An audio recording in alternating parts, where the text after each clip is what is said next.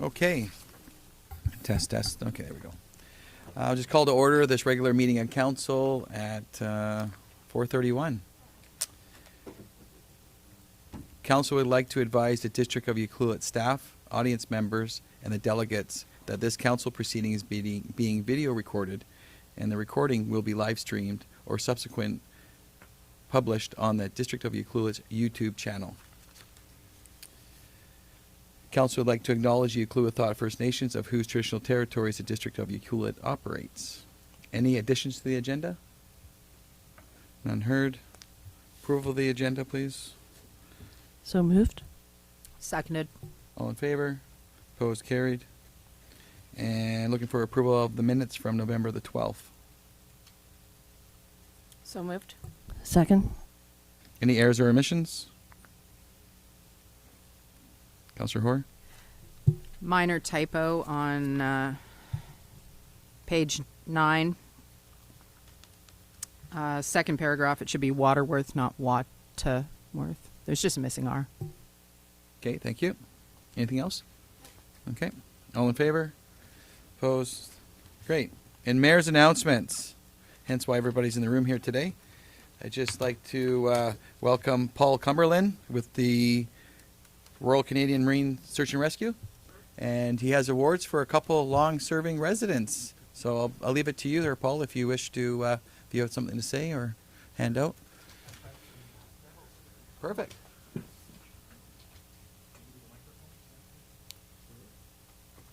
There's one coming your way here right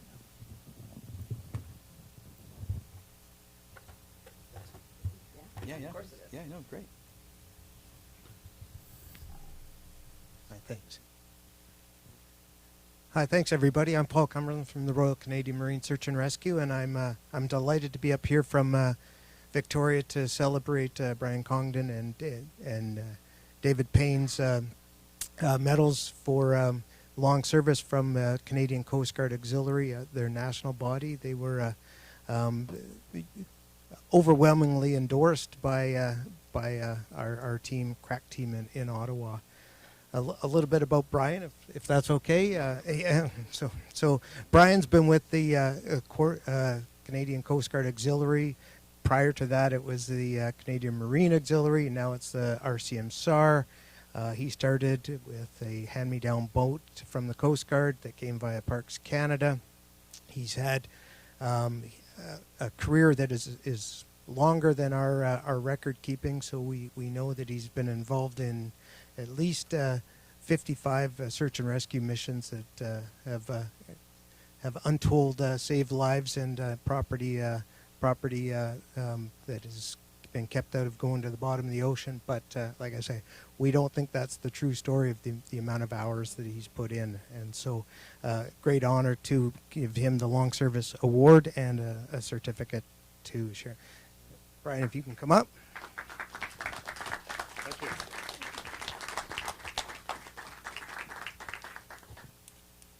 That's the certificate.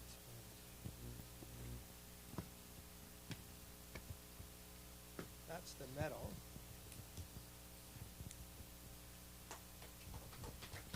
Maybe we'll get the mayor to come down.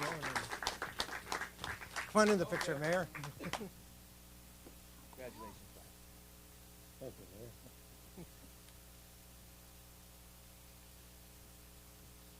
Thank you. Thank you. Thank you. A box, yeah. Yeah. It's like an old CD. It's the box set. And David Payne's been with the Canadian Coast Guard Auxiliary and Royal Canadian Marine Search and Rescue for 25 years. Again, untold hours working on the boat and out on the waters.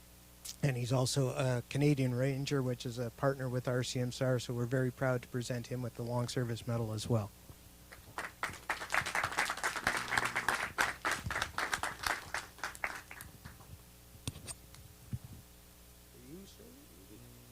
Another box.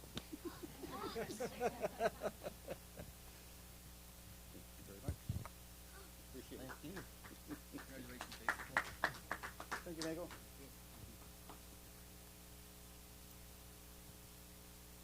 Push it right down. Got it. Thank you for your time.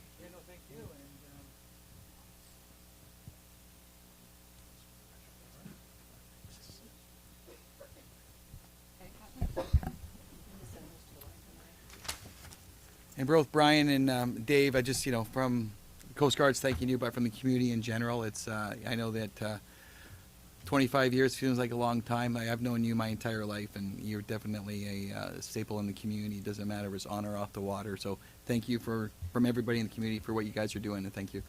Okay.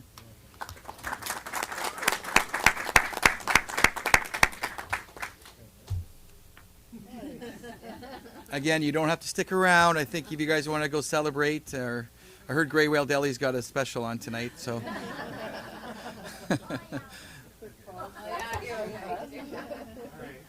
Thanks again, you guys, for coming. Really appreciate it.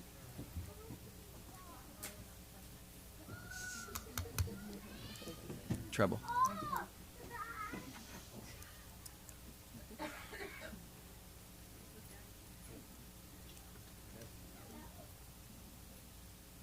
Okay, well,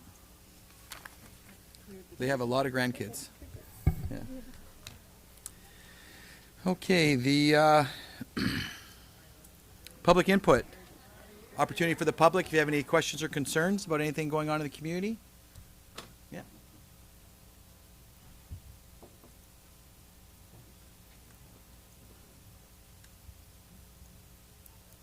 Mike Saja, 1685 Peninsula Road. Good afternoon, everyone.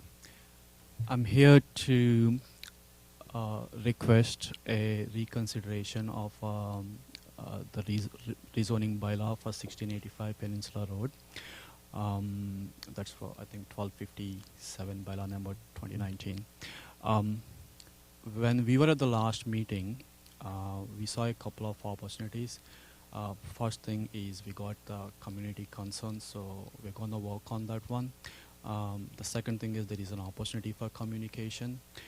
So please give us some time to come up with a proper presentation. So, if the application was sent to LCRB, it's basically a done thing. So it will be rejected, and then it takes on the year to apply for it, to go through the process again.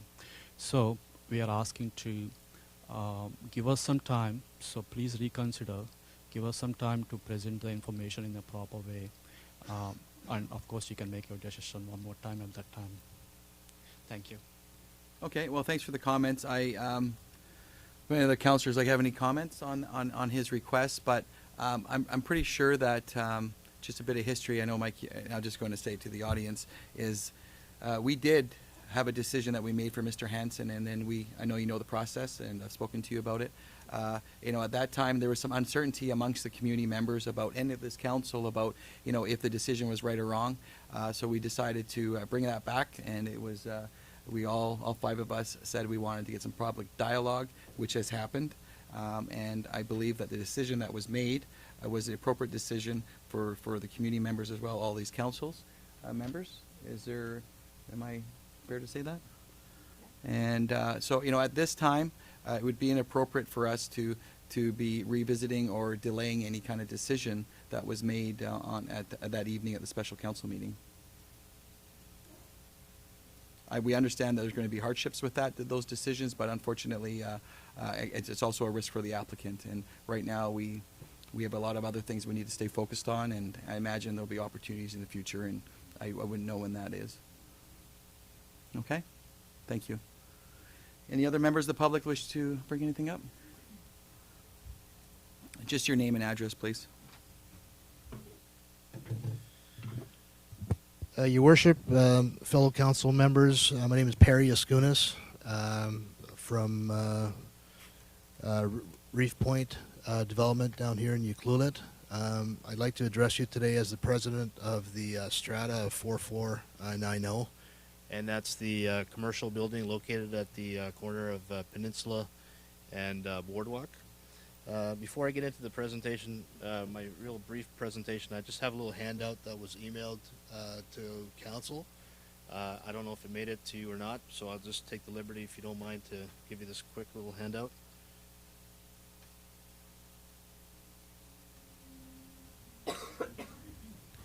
Do you have one for staff, or you just printed up 5? Okay, that's fine, Will. Do you want this to speak to it?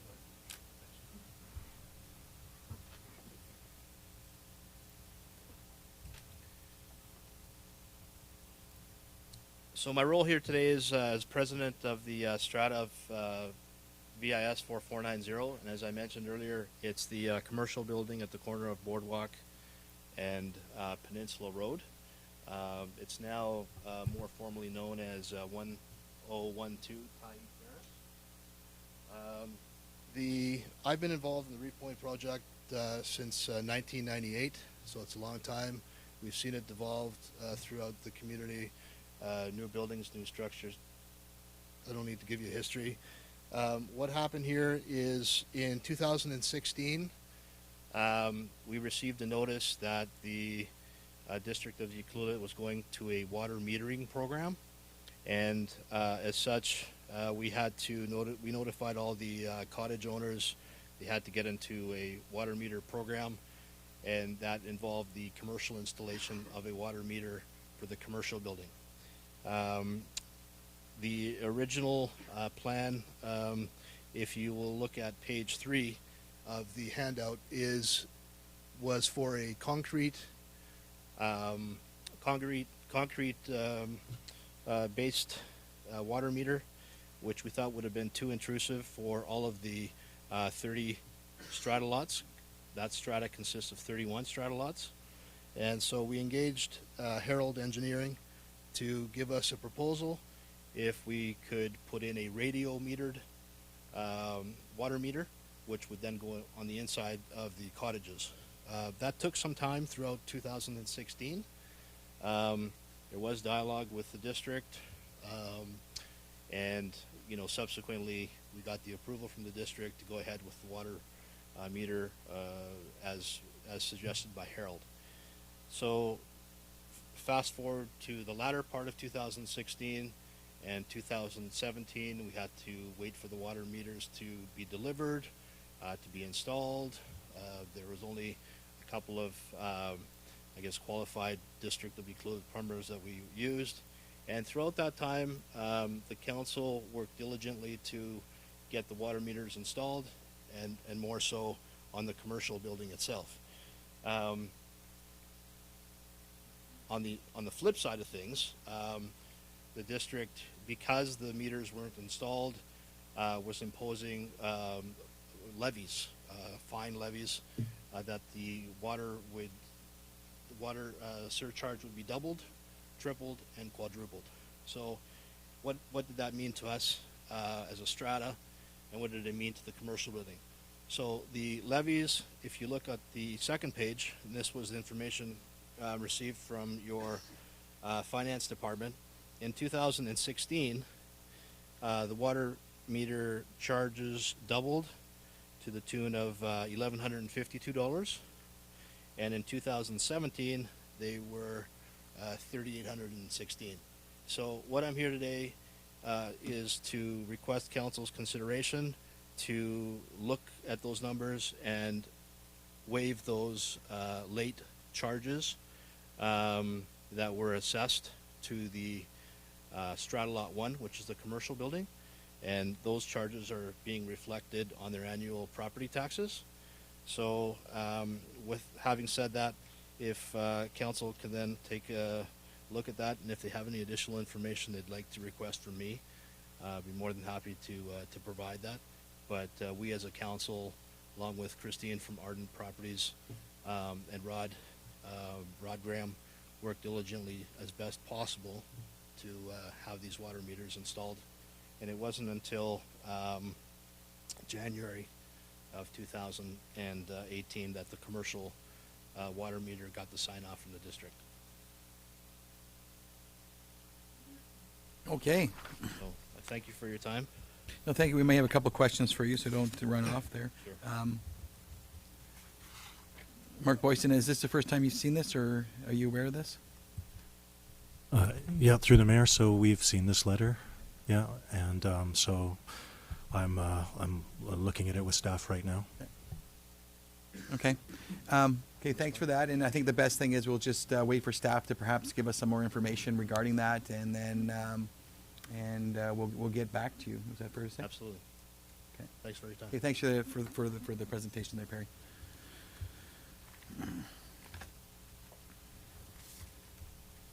Any other members of the public have any comments or concerns?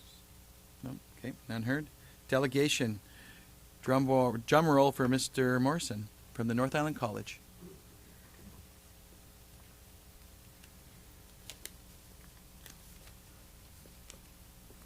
Well, good afternoon, Your Worship, council members, staff, fellow citizens. It occurred to me on the way over here that this is probably the first time in 23 years I've addressed you on behalf of North Island College. So I was thinking to, go wild and tell you about all the great things we're doing in excruciating detail. College is busier than ever this year, despite much of our activities hidden either on reserve programs or evening programs. If you've been driving past the plaza in the evening, you've seen a lot of activity.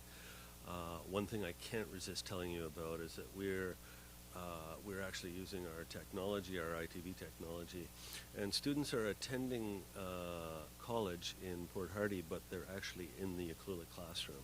So that's kind of cool. That's not why I'm here. In the interest of efficiency, I'm here for a very specific reason, and that's to request a letter of support for a research project on behalf of our North Island College Executive Vice President, Lisa Dome, who's prepared a proposal in concert with colleagues from Kyoto University in Japan to study the movement of Japanese and Japanese Canadians before World War II on Vancouver Island. Now you might say, well, wait a minute, hasn't that all been done? It's been done very, very beautifully with regards to the lower mainland and specifically the Steveston area. But despite the fact that the people were here from Alert Bay down to here, that information is not very available. And so this is a grant proposal going forward to address that. And in last few years, the Social Science Research Council of Canada has opened up their piggy banks to include colleges as well as universities. So we're trying to get on that. Does it seem a bit odd for me to come and ask my district village council for support for this big, huge research proposal? Yes, it does. It seems odd. However, a couple of things. You've been given the summary document. I went through the fat one. And a couple of things jumped out at me that does make it very relevant to Yaklulit. And the first item is the broad, rather overreaching context that this proposal, or in this project, is being entered into with the concept of genealogical tourism in mind.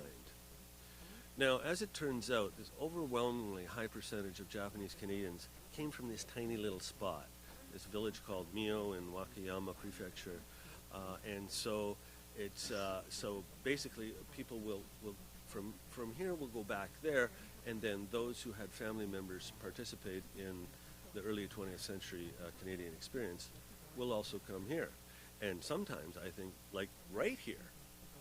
Some of you may have shared the experience that I had with my father going to Scotland in the 1980s.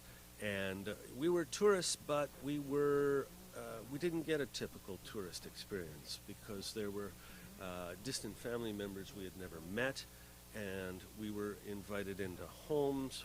And so there's a whole this genealogical tourism, which is apparently becoming a big thing, is really taking off. People have not really.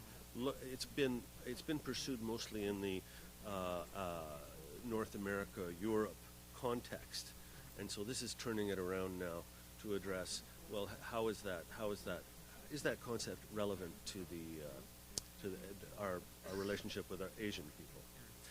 So that's one thing that I thought was kind of cool because we're a tourist town, and then the other thing was so that's a larger framework issue, and the other one is a very, very much a detailed issue, is that if this project does reach fruition, there are many, many phases, and the final phase is the operation of a field school.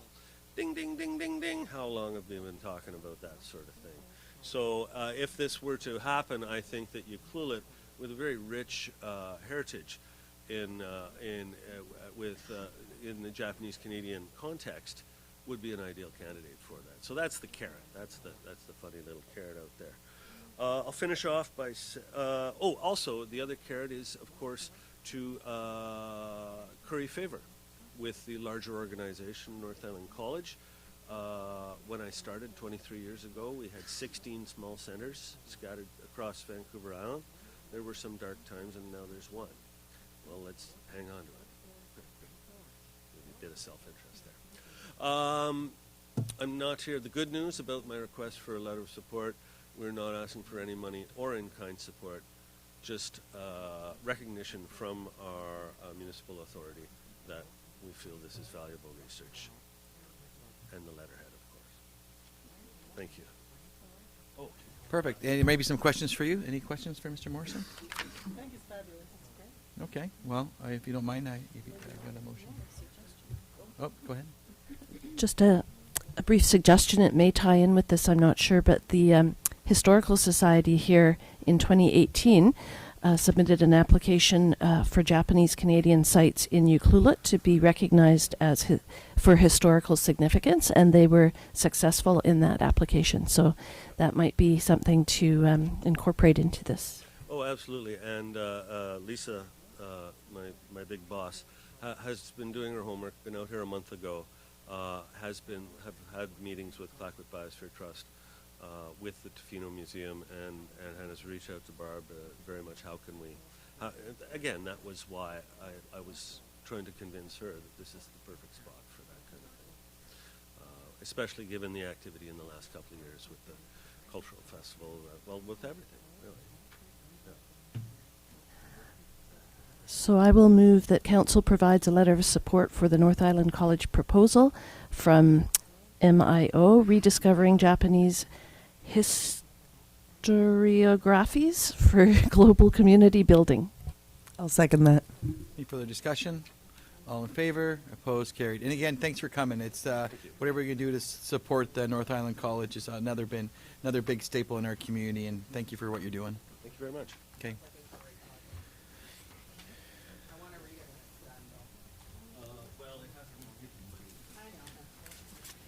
Money makes things better sometimes, or worse. Thanks for coming, Bill. Okay, correspondence items. We have a few, 4 of them to be exact.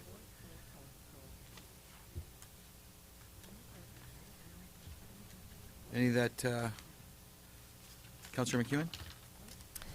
9.1, the potential renaming of the school. I'd like to suggest that this gets sent out through our Yuki mail to all the citizens that have signed up for it, because they're looking for feedback.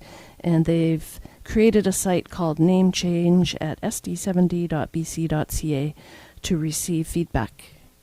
Perfect. And what do you think of the name change talk, Councillor McEwen? I think there's going to be a lot of resistance because it's been what it is for so long. Yeah, I don't know. I haven't spoken to all of you, but I know that probably a few of us are very strongly wanting to keep the name the way it is. And I know individually we're all probably going to fill out the form online. For me, I think there might be a statement if the council itself were to send a letter stating that we feel that there's no need for a name change. And if you'd be willing to support me in that motion, that'd be great. I would like to make a motion that council provides a letter to support the non-changing of the name to the school district. Thank you, Councillor Cole. Seconder? I will second that. Okay, any further discussion? Okay, all in favor? Opposed? Carried. Thank you. Councillor Cole for grabbing that piece of paper. Yeah, oh, sorry, yes, and we can also put that through our normal channels, yeah, if you wish. Okay, so I'll make a motion that staff send this document with the website out through Yuki Mail so that our residents can take the opportunity to respond. Great. I'll second that. Any further discussion? All in favor? Opposed? Carried. Thank you. Okay, there we go. We do have a bit attached to that, aren't we? Okay, that's okay. 9.2, LGLA Leadership Forum Registration. Yep, Councillor Orr. I wanted this one brought back to the table, as I'd stated at the last meeting that I wanted to attend but had to check my schedule. I am free to attend this and I would really like to, so I'm looking for council support. And I will make a motion that that Councillor Hoare attend the LGLA Leadership Forum in February in Richmond. Sounds like a very biased motion, but Second. Did we have a second? Okay, so second, and any further discussion? All in favor? Opposed? Carried. Okay. And we're expecting a very long, detailed report when you both get back. Okay. Oh, 3 of them. That's right. 9.3, Public Engagement, Old Growth Forest Review.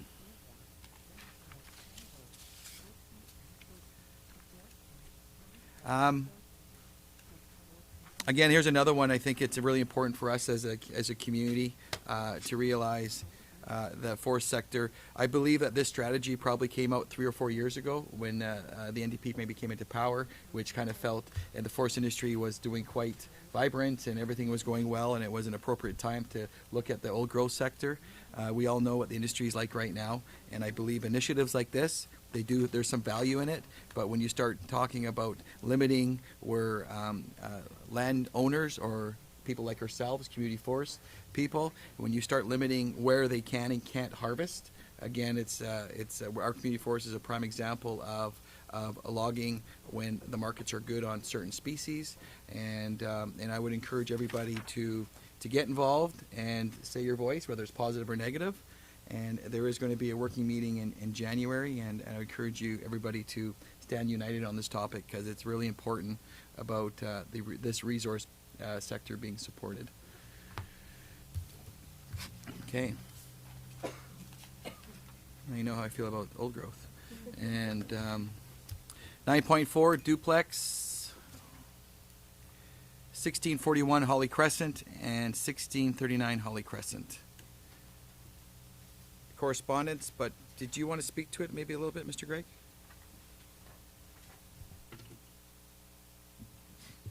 Certainly, through the mayor. So this letter is asking for essentially it's a property where the property owners have realized that their duplex is legally non-conforming. And I would just sort of add the context. We're aware of this. There's 12 or 14 duplexes in town as part of a sort of blanket change in the zoning some years ago. They were thrown into a non-conforming status where they're zoned for single family instead of duplex. There are a few housekeeping zoning amendments which, I think from the staff level we would support, and they're on our list to bring forward. This is one. And another one council's aware of is some of the marine industrial properties that are also zoned residential. All the fish plants in town aren't zoned for being that. So those things, and we had some conversations and inquiries about just that subject today even. So these are on the on our radar to bring forward as some amendments and really so this is something we're aware of, but now we have a property owner.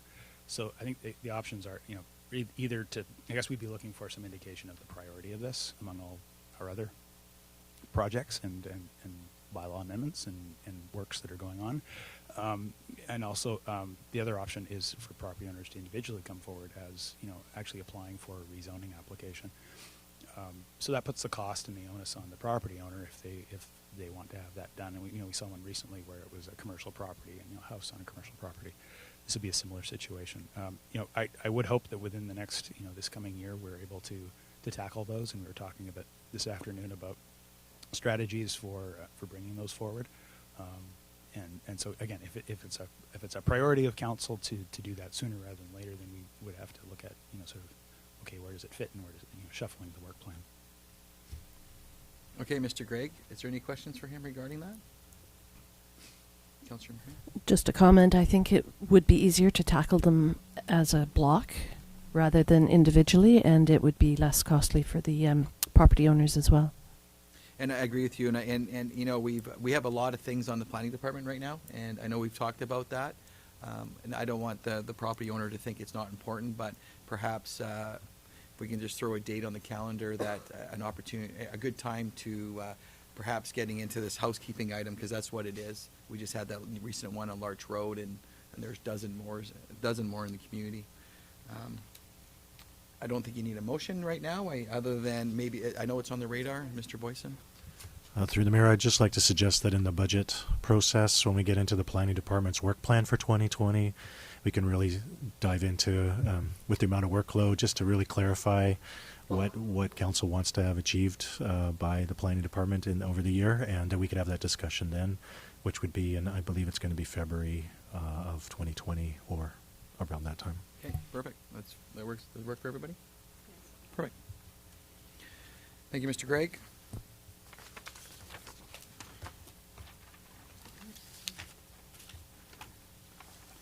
And we have our information item on Kennedy Hill. I do like the new format of, it makes it feel like the road's always closed now. Yeah.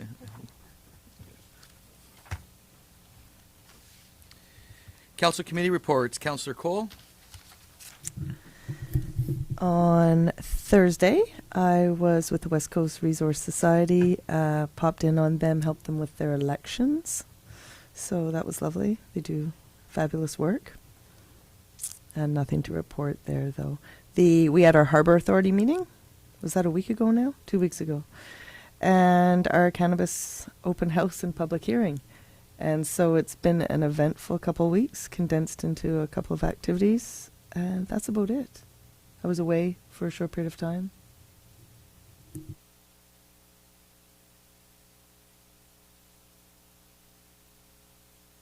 Thank you for that. Councillor McEwen. I was going to talk a little bit about the Harbour Authority meeting as well, November 19th.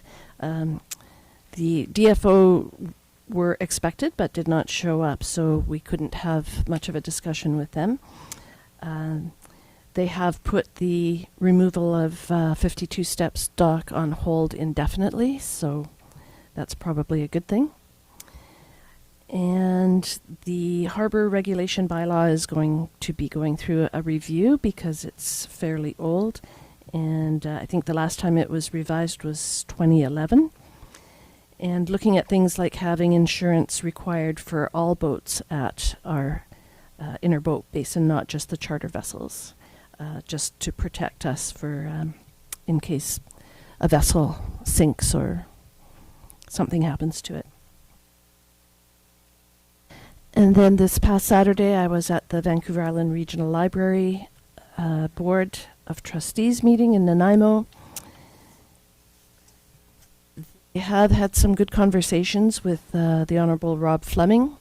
They met with him on October 22nd. A delegation from the executive met with him to discuss the funding model of the libraries and the fact that it's federally and provincially has been diminishing over the years substantially. And they are meeting with him again the first week of December, so he is willing to look at some models of helping to fund the 38 communities that have a regional library from Viral.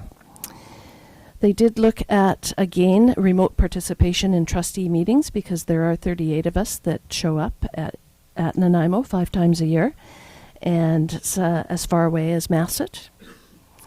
So there's a fairly big expense involved because they cover our transportation and our so they cover our mileage, airfare, should that be necessary, as well as our hotel rooms for a night. And the result was that the report came back that stated that Vancouver Island Regional Library's total budget is approximately $38 million per year, and the board expenses account for less than 0.2% of the budget. So they are going to keep insisting that we show up in person to these meetings. They're working on some new performance reports that they're going to roll out next year. The AGM is in January, so this was the last meeting of this year. And at the AGM, the new Vancouver Island Regional Library scorecard will be approved, and it will be submitted quarterly to us to show the effectiveness of the performance indicators, identifying new ways to demonstrate the impact of their services on their customers and on the communities, and just telling stories about how communities benefit by having a library in their community. And then lastly, there was quite a discussion about access to digital content. They're looking for letters of support for Canadian libraries to have access to digital content. The problem is that publishers, primarily ones outside of Canada, are limiting access to digital content by Canadian libraries. And so they did reach out to all the mayors of our 38 communities that belong to Viral, and they've received 13 letters of support so far, so they're looking for more than just those 13. And basically what happens is Viral goes through many third parties, and so they're charged to buy a digital product, and then they're charged for each customer wanting to use it. And so Viral caps the access to 3 copies per 24 hours, and that is really denying access to products that it's more and more digital now than hard copy books. And so there was a letter to Mayor Noel on October 11th. I don't know if he's responded to that or not, but they are looking to, I think they're going to resend this letter out to all 38 communities, looking for more than just the 13 letters of support for access to digital content. That's it for my reports. Okay. Just regarding the letter of support, it definitely sounds an interesting initiative, and I'd ask that you actually perhaps put that, present to Mr. Rotenberg, and maybe put it on the next agenda. And then I'd actually prefer to have a discussion with the group rather than just coming from me. I know we'll support it. Unfortunately, I probably got lost in translation for me, so we'll just put it on the next agenda package if you don't mind. Yep. So thanks for bringing that to my attention. Councillor Kemps? As well as the Harbour Authority meeting and the open house last week, I also attended on the 13th the first agriculture roundtable that I said that I was going to be part of, and it was quite interesting. Really, it's supporting the coastal communities, and so there was presentations from composting to the Tofino Community Food Initiative, Ucluelet Local Food Society, and House It Projects, and NetP and CBT and ACRD. It was a very interesting roundtable. Our next meeting is in a couple more weeks in Tofino, but we're going to, it's just supporting our coastal community in regards to agriculture and food, and supporting them with like grant finding and so forth, and just all coming together at a table, which was quite interesting. Thank you. Councillor Hoare? That roundtable sounds interesting. I look forward to reports. Of course, I was at the Harbour Authority and cannabis, and that feels like that's been my life for a couple of weeks.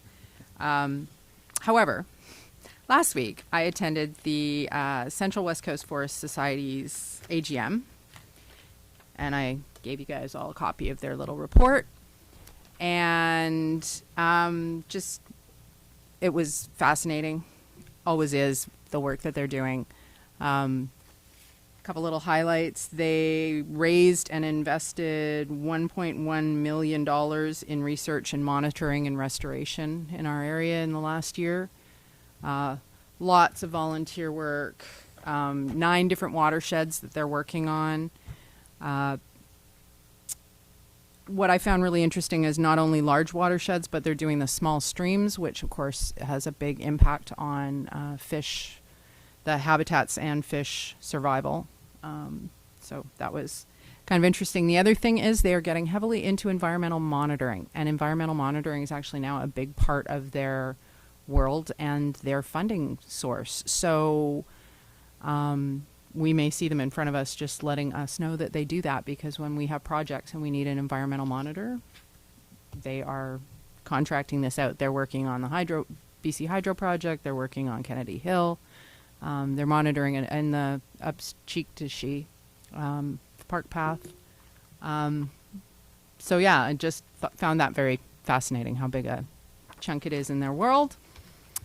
The week before, I attended the AGM for the Ucluelet Aquarium, which was very feel good. It's always nice to hear how well they're doing.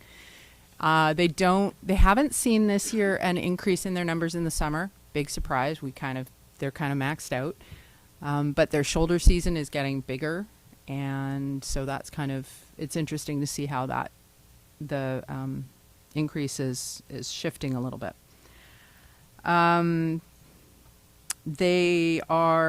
had their baby skates that they raised. Their Facebook post reached over 5 million people worldwide, which I thought was fascinating. Like, it was 5.2 million 2 weeks ago, and it keeps getting spread more and more because these things go, baby skates are viral, let's just say it. And there's an amazing video, which I've shared a couple of times, about the skates that teaches a little bit about skate biology, which is just kind of interesting to know if you ever come across a mermaid's purse on the shore. The aquarium itself closes November 30th, so get in there. You've got 4 days. And the release day for all of the critters, which is always exciting if you have kids, is noon on December 7th. And it will be fast and furious. Within an hour, there will be no creatures left, so get there early. And if you have a small child, get there early with a bucket. Perfect. You summed it up perfectly. Yeah, they do get concerned. She stressed, sometimes kids go down there, things starts at 10 o'clock, and they start showing up at 11, and then you have those few children that walk away with an empty bucket and a lot of tears because they weren't able to participate. So noon. Don't be late. There you go. That's where you see those adults pushing their children forward to make sure they get in there. So it's like being at Disneyland. Okay, I attended a bunch of those meetings as well. I just really wanted to, after our last regular council meeting, I did go over to Cluethot. I too try to go over to their assemblies to have a dinner and meal with the council. And over there that evening actually happened to be our Scott Fraser, Minister of Finance, and Minister of Highways happened to be over there. And so it was just nice to be around all them. And then I was able to speak to some of their councillors and just really, magnify the point that it would be really nice to have a formal setting. So I am working with that, and hopefully I'm going to, President McCarthy, myself, and Mr. Boyson will be meeting on Thursday, and we'll just hopefully that'll be the start of the council-to-council meeting as we go forward, much like what we'd like to do with Tofino in the near future.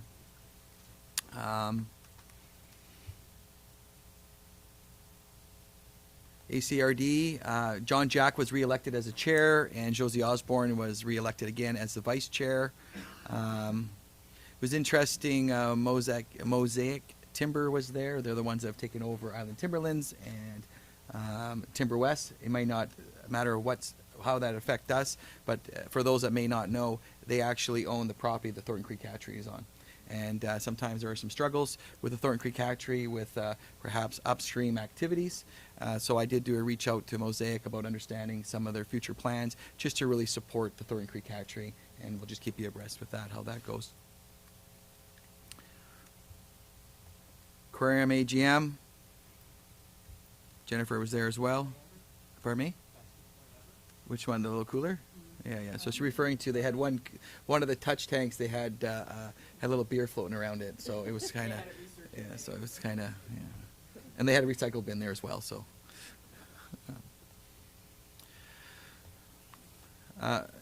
For those, I'm going to take advantage of my mayor's luncheon that I had, which is another positive turnout that I do with the Chamber of Commerce. There was a couple tidbits that came out of it. It's always interesting just to share as we go into the budget meeting. There was a couple of them asking about graffiti in general, people graffitiing telephone poles. If the district have a policy on that. I'm not privy to that we do, but something just to look at again for 2020. And there was some talk about the noise bylaw, about its hours of work on the weekends. I did tell a lot of the people in the room that, again, there'll be something as a group. We'll perhaps do a committee of the whole in the new year and talk about that and a few other things. But an interesting one was from, everybody's probably met Mario, the bike guy. And he said that a lot of the bikers, that the people that use the road, sometimes because there isn't a picture of a bicycle on the bike path, bike people don't think it's for bikes and they think it's for pedestrians. So he just made a request that, as we go into line painting and stuff, if there's an opportunity just to, put a couple bicycles along the way just to show that, it is a multi-purpose use path. And obviously, it would go hand in hand with the parks. We had I think we all attended the public hearing for cannabis. We were all there. And Barclay Community Forest meeting was there. I hadn't been to one in a while, so it was nice to see the new board members. And they had gone to a little retreat, a little brainstorming. It looks like things are going very well. We do have a meeting with the shareholders. Councillor Cole and myself and Mr. Boyson will meeting with our partners, and we'll just talk about some visions and so a few other things, strategies that the board would like to bring up with us. So I'm looking forward to that. But again, the Old Growth Strategic Review is on the table, and it's just really wanting to making sure that the actions that we do and the statements we do, we need to support this board with the decisions that they're making.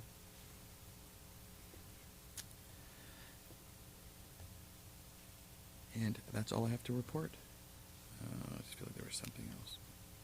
Oh, I'm really looking forward to our meeting that Mr. Boyson's setting up with Tofino. I got to be with Mayor Osborne last week, and things like we're going to be bringing before us affordable housing. These kind of initiatives, I don't believe they're just benefiting our community, they're benefiting the region. So I'm really looking forward to working with that group and how do we come up with some regional strategies and just kind of get away from the little silos that we've been traditionally having.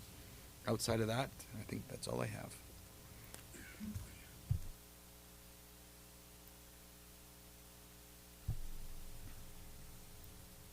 Reports. We have a 5-year financial plan meeting schedule for 2020 to 2024.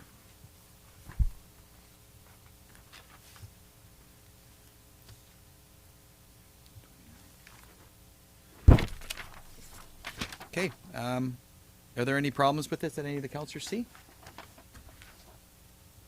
None seen. Okay.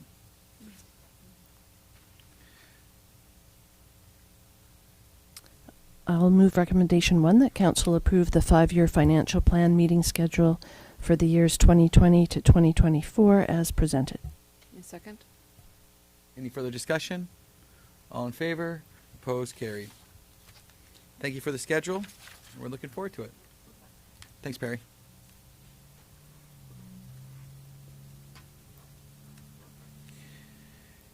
Ucluelet.ca update. Mr. Boyson.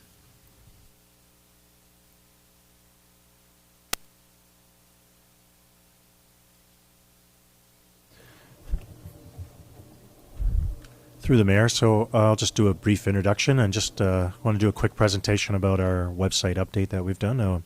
So working with the Chamber of Commerce, there was an application put in for a grant for $20,000 for us to update our website for several things, but one of it's to improve its presence for the business community and more of an economic development project for us. Pardon me.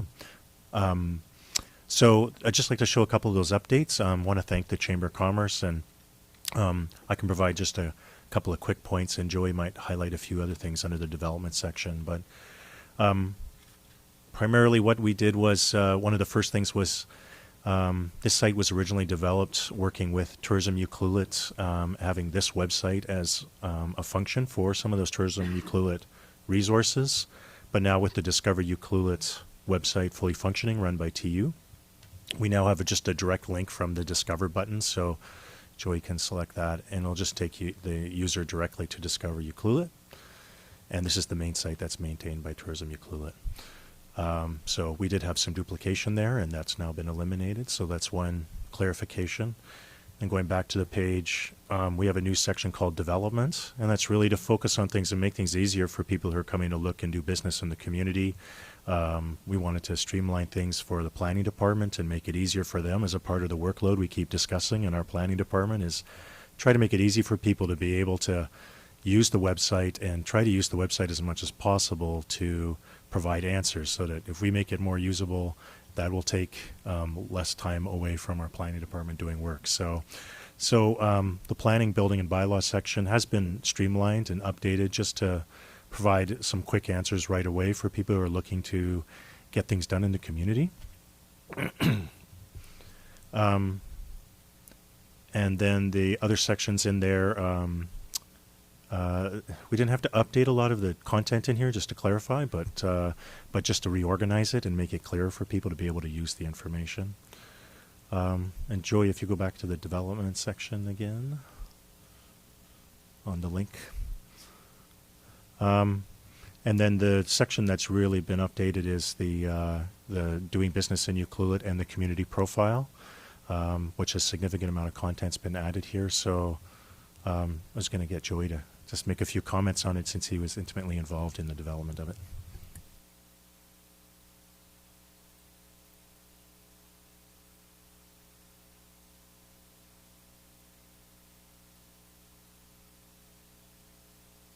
I'm just going to go back over to the computer so I can guide you through what we've done.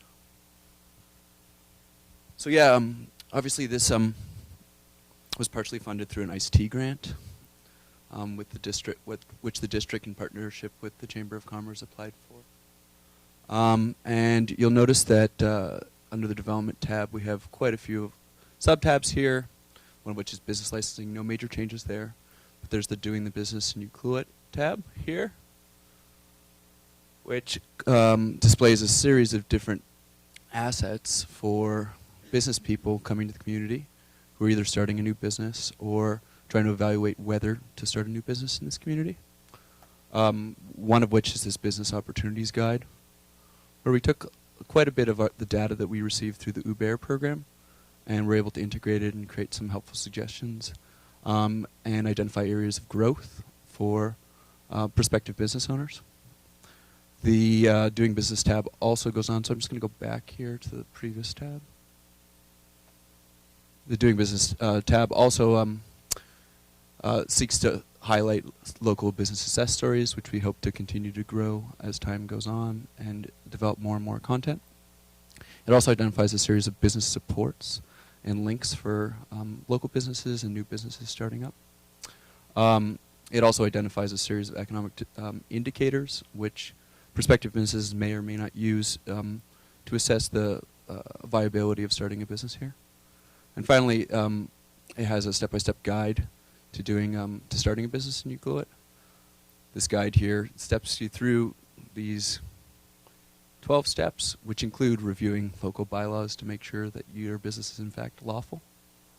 But the purpose of it is to create some aids and some supports for a business person, young, old, new, or a current and existing business to be able to latch onto, and so that they can help themselves by identifying some of the key steps here. And then finally, another subset of this project was developing a community profile, which is right here. The web developers, Nikki Ling, did a terrific job breaking it up into smaller chunks that are more digestible and user-friendly. So, for example, you have your demographics right here, where we get some basic demographic information. And once again, for visitors and new businesses to be able to assess whether they'd like to come and start a business here in town. This is all part of the deliverables of a grant provided by ICT, and we wanted to thank them for their support, as well as the Chamber for their hard work on this. And that's all. Perfect. Any questions? That looks fantastic. It's great. Thank you for what you're doing, Joseph. Oh, sorry. Just a comment. I really like the color coding on it. It follows the colors in the logo. So good job on that. Yeah, that's a credence to Nikki Ling. She did a terrific job with this project. Yeah, we're lucky to have that couple in town helping us with all those, not just us, a lot of the business community. Okay. Anything else? Community Emergency Preparedness Fund, Hewlett Volunteer Fire Brigade Air Management Program Grant. Rick Geddes. So I could speak to this briefly, staff are looking for support from council for an application, and no funds are required. It's just to confirm the district's interest in applying for these funds. Our fire chief is not here to speak to it, but I can answer any questions you might have as best I can. Essentially, he's just continuing to build our assets within the fire department.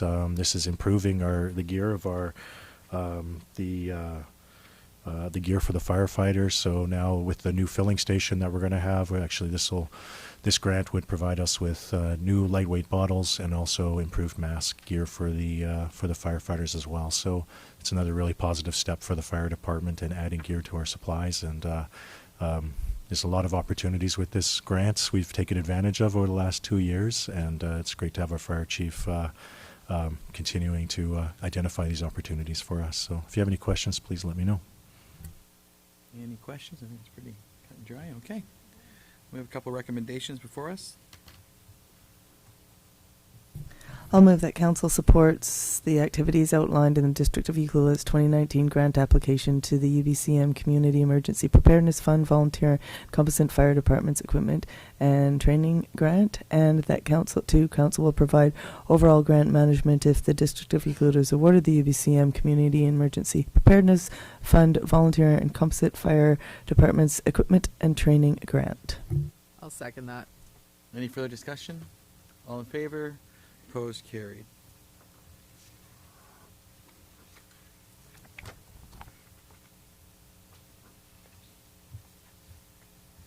(2020) Tourism Tactical Plan. Mr. Boyson. I'm going to ask Denise from Tourism Ucluelet to provide a presentation and answer any questions you may have. Welcome, Denise.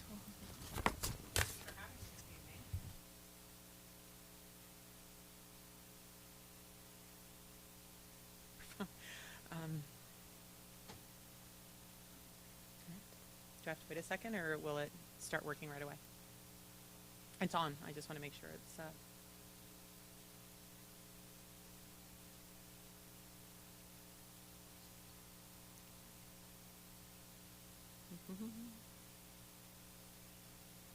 Okay.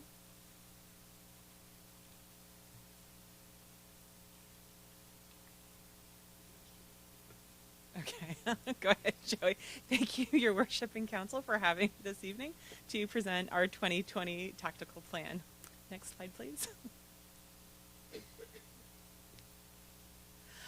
Before I get into the plan, I just wanted to give a quick overview for the audience and those who are watching, just who Tourism Ucluelet is and what we're made up of.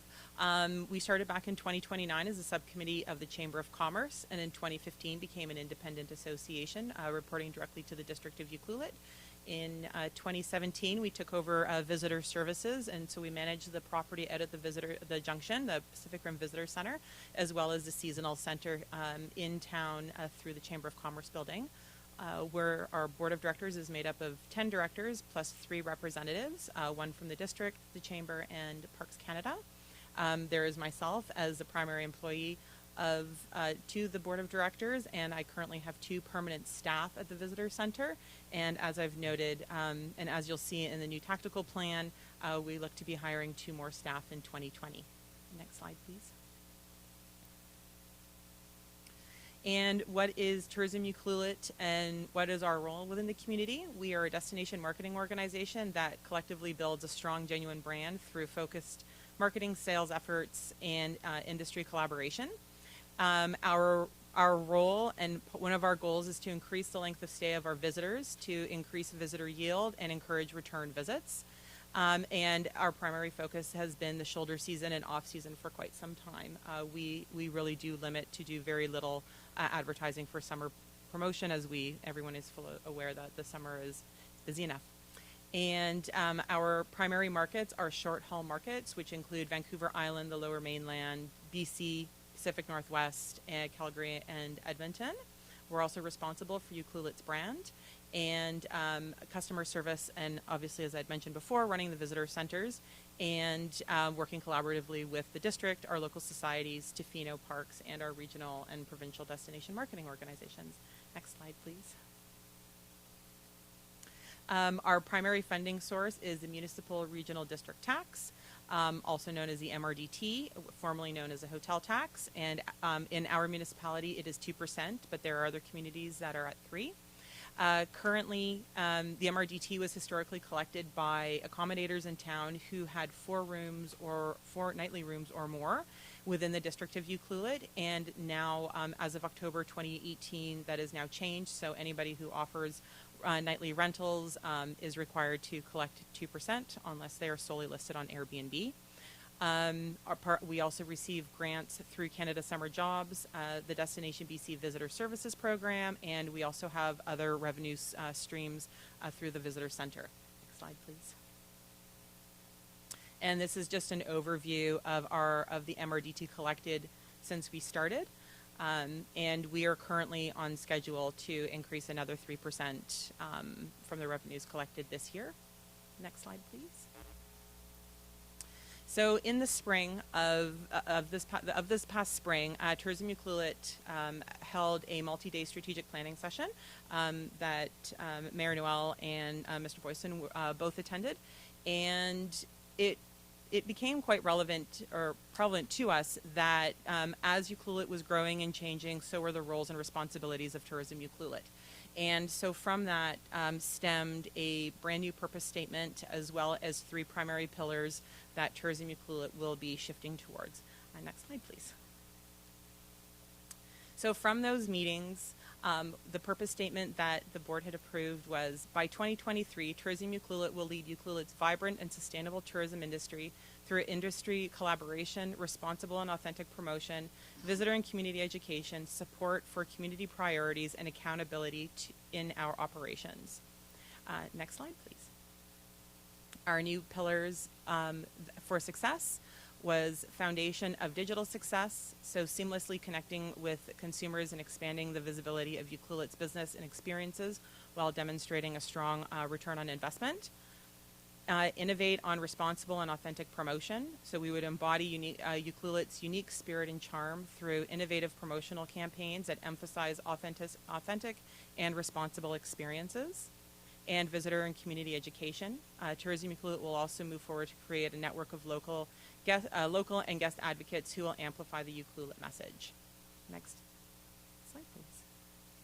So in order for us to succeed in these goals to start for the next year, especially in the digital and the responsible authentic promotion, a lot of the dialogue, as you'd notice in those statements, tourism in general has become a forefront for economic development in a lot of communities.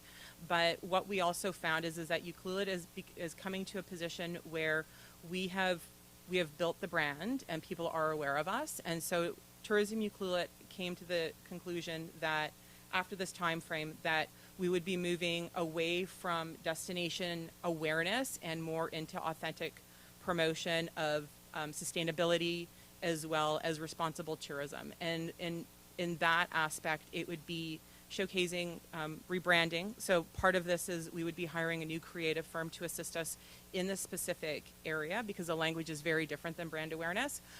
We would be doing some rebranding, and it would be primarily in our messaging. Some of our assets would have to be rebranded.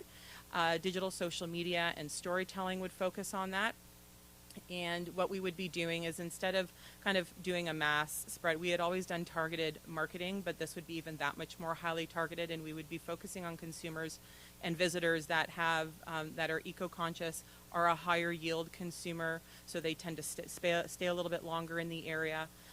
They're really looking for what we noticed was genuine life-affirming experiences. So they're coming here because they want to connect with the area. It really speaks to them as an individual, as to their morals and the way that they see themselves in their day-to-day life, and then connect with the preservation of the area as well as environmental stewardship. One of the big dialogues that we had was the fact that we are very fortunate to be living in this precious area that we do live in, and that a lot of people do come here to experience where we live, because they certainly do not live in the same environment that we do. But what we're hoping to achieve is that over a long period of time, we will be educating them on how to be a responsible tourist or to how to be a good neighbor when they come to the area. So we're hoping that our messaging over time and some of our new assets will help them understand just how to, it really does come down to being a good neighbor when you come here, you know, reusable products, and some of the new goals that the district is trying to achieve is, and we can marry some of our messaging up with that. So reducing your footprint when you come here, reducing single-use items. So they'll start to fall in line with those sorts of things. Next slide, please. And part of that wouldn't be complete if we were not also turning back and even more highly engaging, not only on visitor education, but also community education. One of the challenges that we have is that sometimes there is some disconnect in the language that is used by community members, businesses, in how we would hope that visitors treat our area, as well as a lot of the businesses in the area. The hatchery is a prime example of that. They noticed over the summer that they were having some challenges, and with that, they found that there was mismessaging coming from within the community of locals to visitors, allowing them, which caused some problems for them over the course of the summer. So what we're hoping is that as we build out these ambassador programs that we'll be working with the Chamber of Commerce, that we start to share that same language and the same goals that organizations within our community have, and that our visitors, when they go out to areas like the hatchery, they are respectful to the area and they appreciate why it is so sensitive, and they do need to be mindful in those areas. So along, as I had mentioned, Tourism Ucluelet has agreed to support an ambassador program through Ucluelet Chamber of Commerce for the next 3 years. We will be providing funding for that, and the goal of that program will be to train frontline tourism staff in consistent messaging, so everybody's sharing the same information across that. We'll be holding an annual open house to the community, so similar to the way that the district hosts their open houses, we will be doing the same thing. And the board has also agreed to increase their support for not-for-profit tourism-focused, or increase support for societies within the community that have a tourism focus. So as an example, the Wild Pacific Trail, Whale Fest, the Chamber of Commerce Edge to Edge Marathon. The board has agreed that there is an opportunity starting next year that we will be looking at increasing the funding support to those organizations in a marketing capacity. And we'll be communicating more through Ukimail as well as our stakeholders, so the community itself is aware of some of the changes and some of the work that we've been doing, and obviously continue to work with the district and chamber and other organizations. Next slide, please, Jeff. This is just a very quick overview of our budget for 2020. Because of the large changes that we've had, Tourism Ucluelet has been very fortunate to be, as you could tell from the previous slide, growing year over year. We have been in a very cash positive situation, and with the MRDT in general growing, as well as what is currently sitting in our reserves and the surplus, the board agreed this year that they would, because of the changes that are coming, they will be expensive changes. They agreed to increase what would be coming out of our reserves in order to make those changes possible to our new branding initiatives and messaging. And so just as a note, there's a line item in there for the MRDT that comes from all the other providers, and then there's a separate one for online accommodation providers. That is the estimated revenue amount solely coming from Airbnb to the district, which would go towards affordable housing on an annual basis. Next slide, please. And that's everything. I just want to, as always, thank council and the district for their continued support, my board of directors, and Brent Hallwig and his team at Steam Turn Creative. Thank you, Denise. Are there any questions for Denise? Councilor McEwen? This could be an oversight, but just on page 45 of the report, under festivals and events, there's a lot of them listed, but the Whale Festival isn't one of them. Really? I'm really sorry about that, Marilyn. I'll make sure I fix You should have that. known your audience. She was very attached to that one. So, oh my Oh goodness. my goodness. I will make a note of that. And, no. Youth. It's a battle, isn't it, sometimes, Councilor McEwen? No, thank you for this detailed report, and I really, the new strategies are wonderful, a breath of fresh air with the new direction, and obviously, I forget the fella's name that's helping you out. the both. Vancouver Island? Yes. Anthony Everett. Yes. Anthony there is giving you some support in the background, and it's great to have out-of-town support, which kind of helps you have a bigger lens to it.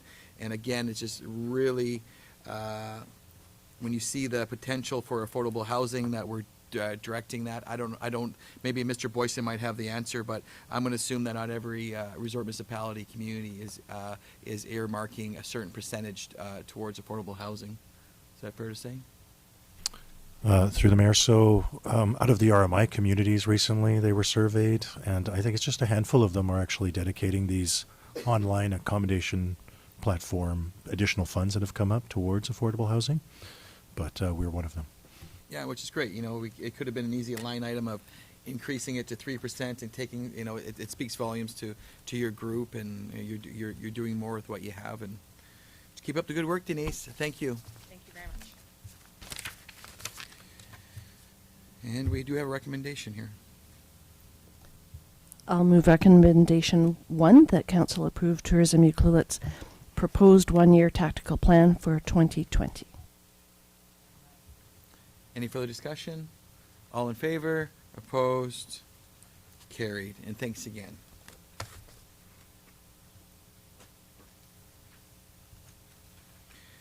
Resolution tracking. You all have a microscope today with you, and then we'll be good to go.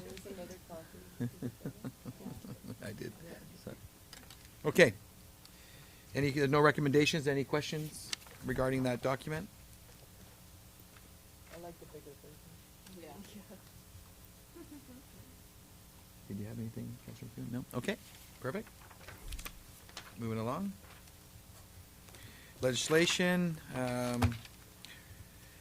road closure bylaw number 1252, 2019, 985 Peninsula Road, looking for adoption. I'll move recommendation 1 that the District of Ucluelet zoning amendment bylaw number 1252, 2019 be adopted. I'll second it. Second by Councilor Hoare. Any further discussion? All in favor? Opposed? Carried. Thank you. Nice to have that housekeeping item, talking about housekeeping earlier. That cleans one up.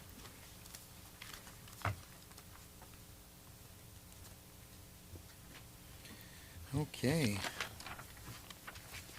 Here's a big one. 13.2 Lot 13 Marine Drive, proposed affordable housing. Mr. Gregg?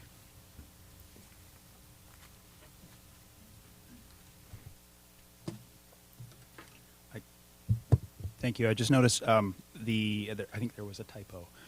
The motion that council passed, I think it's understood, but it was the motion was actually that was read out was the zoning amendment bylaw. That's an error. It is the road closure bylaw 1252. So I just wanted to make sure that that's clear. I think on page 59 there was a typo.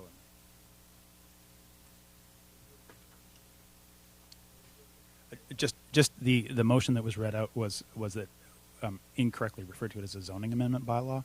It is the road closure bylaw. Yeah. I'll move recommendation 1 that the District of Ucluelet road closure bylaw number 1252, 2019 be adopted.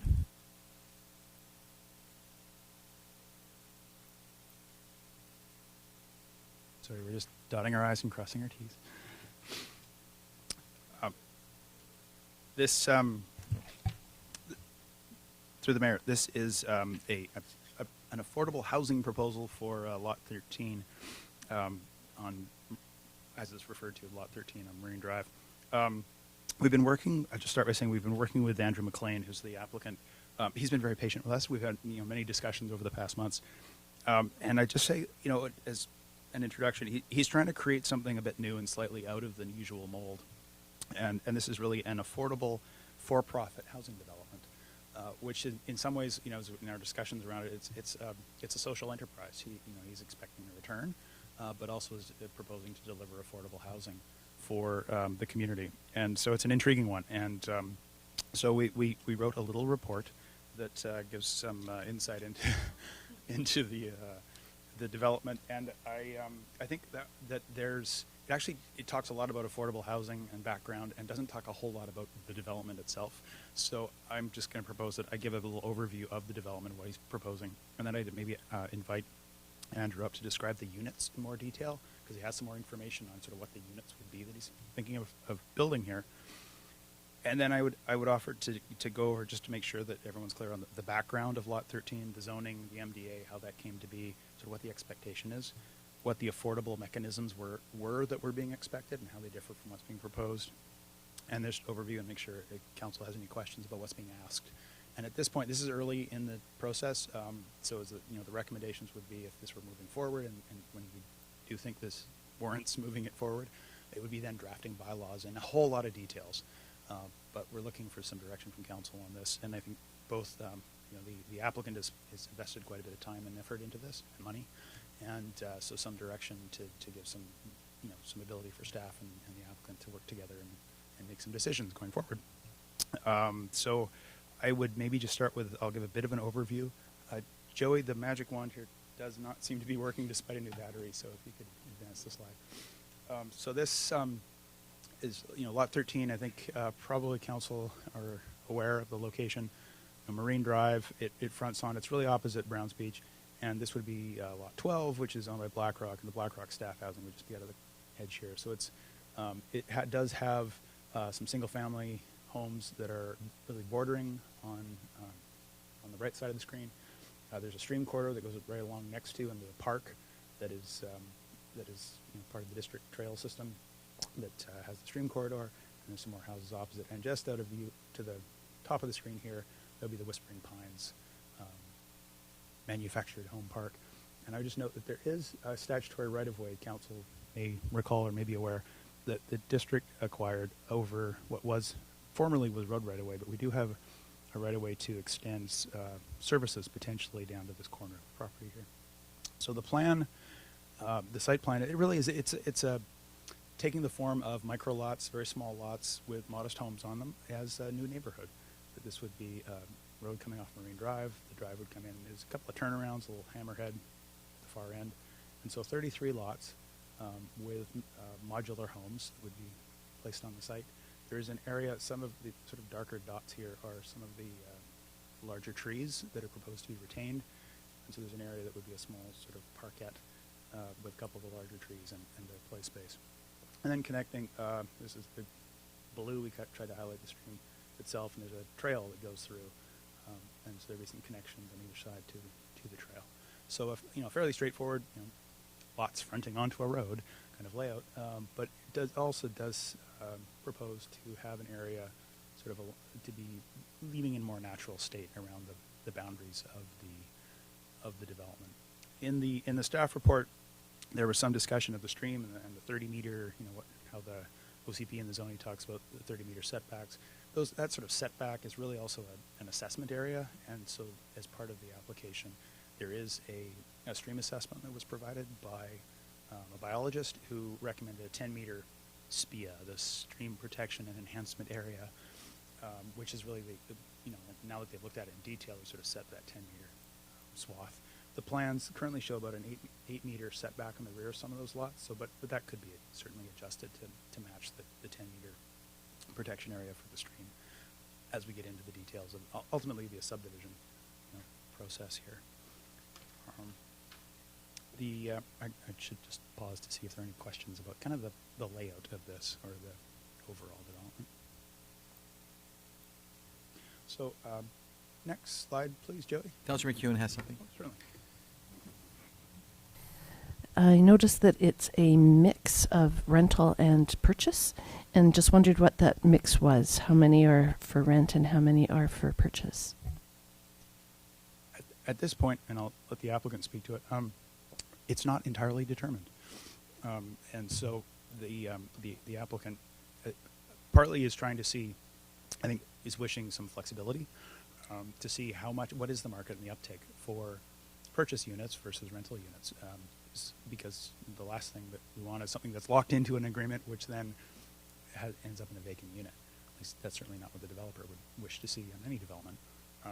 But that's some of the areas where, as this moves forward, at this point it's still a bit conceptual and a little fuzzy, and I think it needs to become crystal clear what the proposal is and what the details would be before it gets further into the municipal approvals.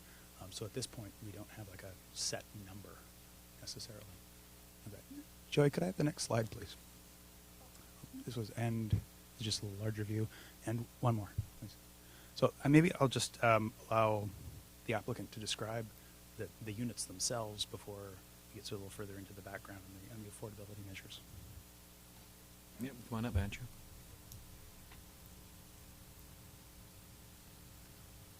Thank you guys for having me, Mayor, council people. Yeah, so the unit themselves are one story. The idea behind my affordable housing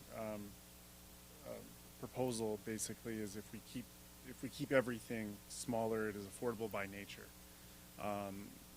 This style of housing can be as small as units that will be, proposed anyway, 400 and some odd square feet up to about 1,200 square feet. So the idea was to keep an affordable housing project not looking like something you will see in downtown Nanaimo, but something that you should see in Ucluelet, which is, we're going to go very kind of West Coast finishes on the exteriors.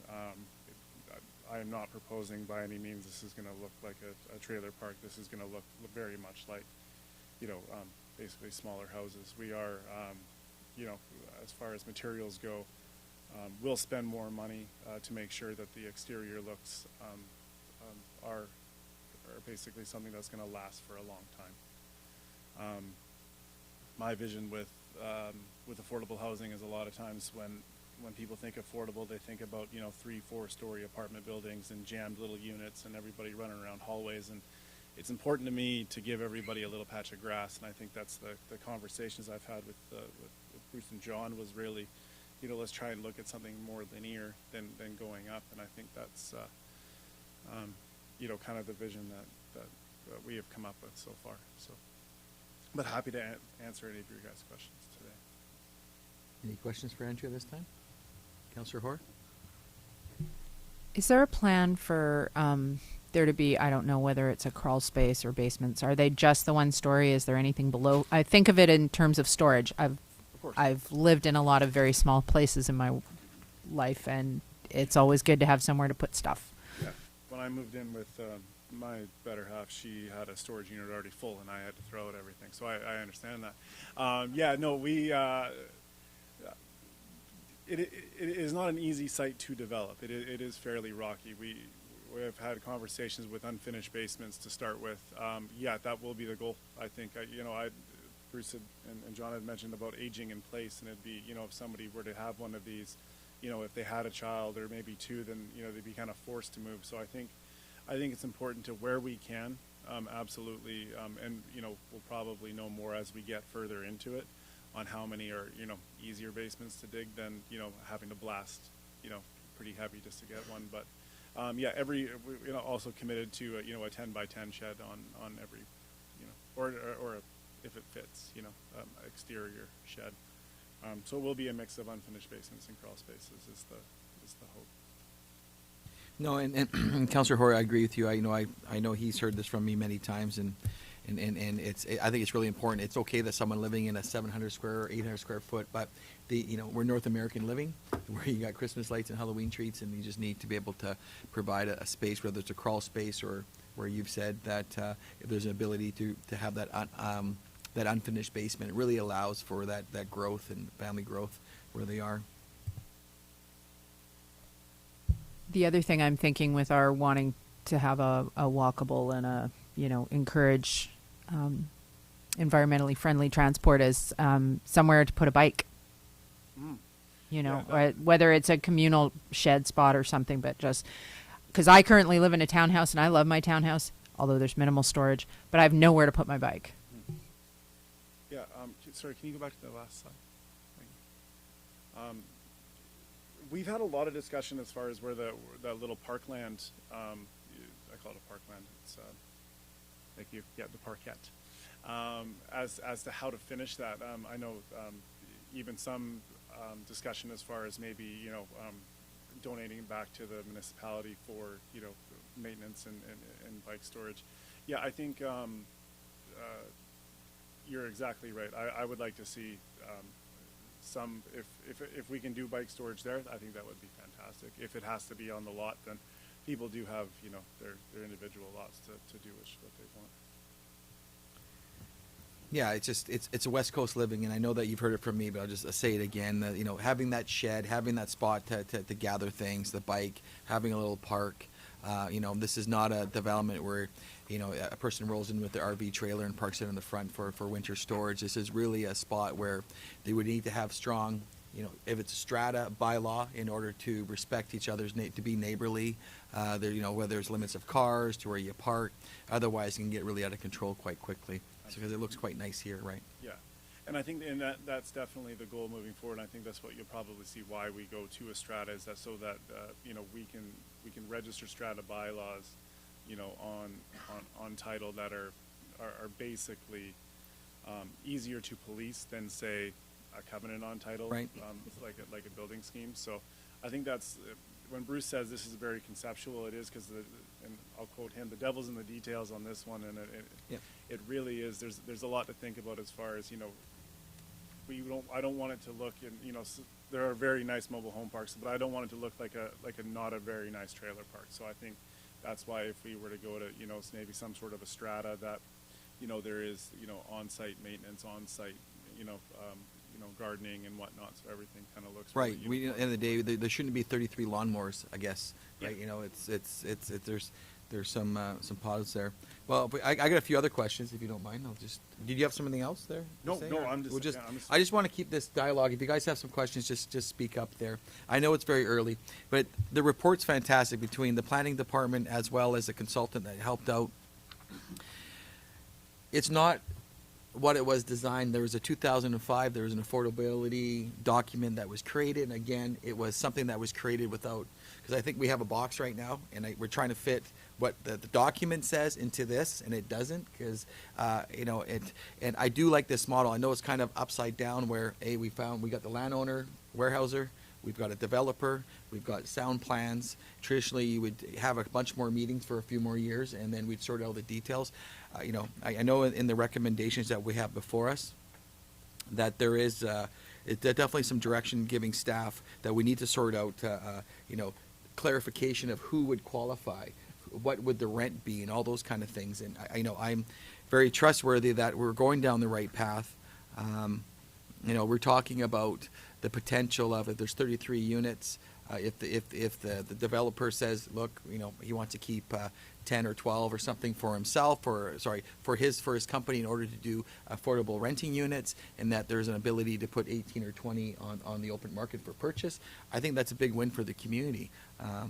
Would you be able to divulge a little bit of what a 2-bedroom possibly price range could look like? Yeah, I mean, for me, it's a per square footage. I mean, the land's going to cost what it does to develop, and then the housing will really dictate kind of the pricing, you know, where it starts and goes. But yeah, we're looking, you know, in the mid 200,000s, you know, would be a very fair estimate as far as a nice finished landscaped on your own piece of land 2-bedroom unit. If we can get that lower, obviously we will. You know, there's a lot of unknowns, but I mean, I think, you know, we're within days of signing a deal with with BC Housing to actually commit to funding on the project. So that obviously brings, you know, my pro forma down, because they have a better you know, rate that they charge out. So yeah, it's yeah, that would be probably around low mid 2s. Okay. You know, hopefully low. And on page 89, just for everybody on 4.2, like we talk about next steps, I don't want to throw, you know, to dodge the question here, but there is a time frame here, okay? And the agreement that the developer does have with Weyerhaeuser, it turns into a pumpkin on May 1st. And in order for us to continue on down this path, there are going to be some requirements, I guess, and of answering some of these questions in the recommendation. I guess my question to you, Mr. Gregg, is this with the next steps on 4.2, is having it, if things done by May 1st, is that a reasonable timeline? It's certainly possible. Okay. Definitely.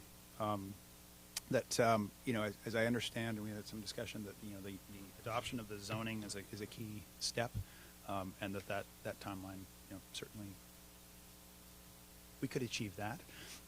There are some unknowns that can happen in there, but because it is a public process and all the rest of it, but certainly is realistic. Could I have the next slide, please, Joey? So I was going to give, or one more, please. A little bit of just so that we're clear on sort of what was the past thought around Lot 13 and how it came to be. So Lot 13, this came as part of the the Weyerhaeuser lands and the subdivision and the development approvals that happened some years ago that resulted in the Ocean West development that's been sort of built out so far. This was one of two parcels that are in what's in the master development agreement that were to be set aside. The other parcel would be as part of land they haven't subdivided yet. They haven't got there. But this one was set aside for affordable housing. So it's zoned for affordable housing. And within, essentially there's also a covenant on there saying it won't be developed unless there's a housing agreement and we're satisfied. So it really has one use, which is affordable housing. And some other elements that happened as they were doing, the single family was being built out.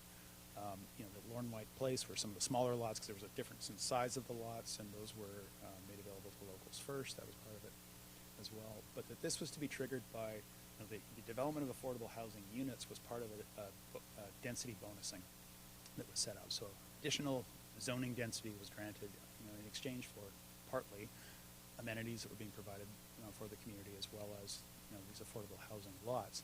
And the development of those units would be triggered by multifamily and commercial development, which hasn't occurred yet. All of the development along Ocean West has been single family. So this lot has been sitting there. Next slide, please. And so the definition in the master development agreement, which applies to Weyerhaeuser lands, includes that affordable housing, which it does define as 80% or less than average of 80% or less of average or median income in the community. And that 80% median income is something that the CMHC, some of their affordability housing definitions echo that. Not all, but this is what was sort of at the time set aside in the agreement. Next slide, please. And it touches on a whole bunch of other things. But the mechanism in here, and I won't read it all out, but there are some elements in here that they sort of set it aside. So basically, one in 5 resort condo or multifamily residential units would trigger an affordable housing unit. So 20% of what was being built would be affordable housing. They would be built by the developer, managed by a nonprofit. There were some. That was the expectation at the time, that the sort of nonprofit involved in the management and the oversight, and that nonprofit has not come to be in the interim. But also the unit mix was spelled out for singles, doubles, some special needs, as well as family units. So there was some thought to the mix as well. Size, so single occupant 500 square feet, double occupant 600 to 800 square feet, families 1,000 square feet, which is in the range. And Andrew has been aware of these and has been sort of working towards, okay, how do we meet the intent of that? The tenure at that time was assumed it would be half and half of ownership and rental, and so 50% each. And there would be rent caps, and then those, as well as for sale and resale caps on the price of these to keep them affordable, and that would be overseen by the not-for-profit. And then as well, there's also notes that there would be a percentage to sort of fund the not-for-profit operations. Because with them affordable housing agreements, there's always some either direct sort of management role or auditing of that management. And so, next slide, please. So that was sort of expected that it would be set up with a not-for-profit. So in this case, one of the things that we highlight is, that at this point, there isn't a regional housing authority or a local housing authority we can lean on to say, play that role. So that's one of the things we want council to be clear and indicate is that there'd be some ongoing staff involvement on this. This slide we indicated just to sort of show this is based on 2016 census of households in Ucluelet, the difference between the 80% median and the 100% median income. So that 80%, which was sort of the old threshold, basically say like all these households to the left would qualify. The 100% median, which is sort of half of the households to the left, would all qualify. So there's another approximately 75 households. So that's the difference between sort of a $50,000 and a $62,000 a year total household income. So it increases the pool of who could qualify. And then the other result of that is it would raise, as one would expect, it would raise the potential renter price of these units, would open up to a little higher level. So housing, the affordable housing ideally is a spectrum where you have something for everyone along all sort of steps of income levels and price ranges. And so, no one project, it's rare to have one that sort of hits everything. So this would be fitting in a part of that housing spectrum within the town. And so what's being proposed is that be sort of shifted to allow us a little higher for sale price. So that's one of the decisions I think of council that's a change from what had been expected in the past. And if there's support for that concept, that's good to know going forward. But for the applicant and for staff to know if there's concerns with that, then that's something that this early stage, bringing it forward before we get into bylaws or too far down the road with public hearings and such. It's I think also valuable for the applicant as well to know if there are concerns and to have that discussion early on. Next slide, please. And this, I just was highlighting that median income in, it's all sort of a crude thing. So you get different kinds of households. Total household income, that's 61,888. That's in the 2016 census. That's of all sizes and types of households. But you have some, it's interesting that sort of larger households tend to have higher average incomes. But single parent families are somewhat less. Single person households, 34,000. So there are different requirements. Again, not that every development needs to house all segments, but those are sort of targets, I guess, to shoot for within our total housing spectrum. And, I think one of the things we noted is that we haven't completed a housing needs assessment. This is getting beyond Andrew's development, but that's something we budgeted for next year, is to look at where are the gaps in the whole spectrum to know which of the ones need sort of be filled. Anecdotally, my sense is that there will be great uptake of this kind of housing, that there is the need there, but we don't have detailed research and data on that at this point. And are there any questions on that sort of background?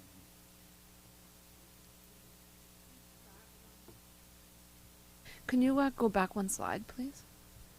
So the where the 80% and the 100% medium is, I'm sorry, I'm misunderstanding, but is that the household income that we're targeting? That in between those green dots? Well, essentially, what was defined as affordable in both in our OCP and the Master Development Agreement that was put on 12 years ago, that resulted in Lot 13 being set aside for affordable housing. That definition of what is affordable was that it would be affordable to someone making 80% of the median income or less. So the people all to the left, those 275 households or whatever it is, would all qualify. But the cap, I'm sort of qualifying. And the proposal is that it be raised, so not 80% of the median, but the median income, the 100% median, so that would add some 75 households would qualify. Sort of a larger. It would add another larger pool, part of the population, for higher, sure. Yeah. Yeah, it's just price. misunderstood. Okay. Well, thanks for that clarity. Anything else? Through the mayor to staff, can you explain to me, and I think I really know this answer, but what the MRDT Affordable Housing Fund? Yes. So what can that be used for? And could that be does it have to be a nonprofit, or can it be? So to the best of my knowledge, the affordable housing, the MRDT is generating funds, and that's a recent thing, that we have some additional cash that's being provided. It has been earmarked for an affordable housing reserve fund, which was set up some years ago prior to the MRDT. So it's adding more funds into that affordable housing reserve. That reserve was established by bylaw to say it's being set aside for this purpose, and that earmarks that, what can it be used for? And it does signal for not for profit affordable housing projects. So the other aspect of the MRDT funds, as I understand, and we need to ensure the details of this, is that we have we're setting them aside for affordable housing, but the use of those funds is also, I think, contingent on us having a bit of an action plan that the province sees, and then reporting out on that annually as well. That follows having that community housing needs assessment because it lays out here's the need and what's your action to try and meet those needs. Sort of the pieces start to fall into place. And those housing needs assessments are now mandatory. We have until 2022, I believe, to all municipalities to do them. So that that may not be the immediate tool if the community wishes to fund this development, just given the nature of it being it's not a nonprofit. Any other So that would be questions on that something- background? And I was going to talk a bit about DCCs. Because that's one of the requests as well. Oh, sure. Next, or we can advance. Next one. Here we go. And we blew the budget on fancy graphics this time around. So Is that a house on Imperial Lane there on the right? Is that what you're looking at? So this is meant to illustrate development cost charges. This is a sort of a simple illustration. So say you have a community that has, say, 500 houses, and over here we have a water tower that serves those 500 houses. Hence the stilts. Next slide, please. But that, if you're expecting that you're going to have growth, and so you're going to add another 500 houses to your simple community here, and that water tower is, it's aging and it needs to be replaced anyways, but it's going to be too small at some point. Next slide, please. So you have a plan in your capital program to build a new water tower, and it's 1 million gallons, let's say, to serve those, that double population. It's going to cost you $1 million conveniently. Next slide, please. So what the legislation allows a community to do is to adopt the DCC bylaw, or development cost charges, to basically set it up so that of that new water tower, if half of it is serving new development, then that development is expected to pay for, could be by bylaw paying for its share of the new infrastructure. So those DCCs, the development cost charges, they cannot pay for replacing the old stuff, but they can be used for having development pay its share of the infrastructure costs. So in this example, 50%, which is $500,000. You got 500 units. It conveniently divides, so it would be a $1,000 DCC that you set up, so that as development happens over time, every unit that's built chips in $1,000 to pay for that new water tower, and so it balances out. Next slide, please. The request to waive DCCs is one way of funding our community supporting development, and that has to be done by bylaw. And what this is meant to illustrate is that if you say we're to adopt a bylaw for waiving DCCs or reducing them for certain types of developments, and it's affordability, energy efficiency, and reduced greenhouse gas emissions generally are the sort of categories that the province allows us to set this up by. So it can't be just for one development. You set the criteria. So any development that hits a certain energy efficiency level or a certain level of affordability is then able to qualify to reduce it or waive the DCCs.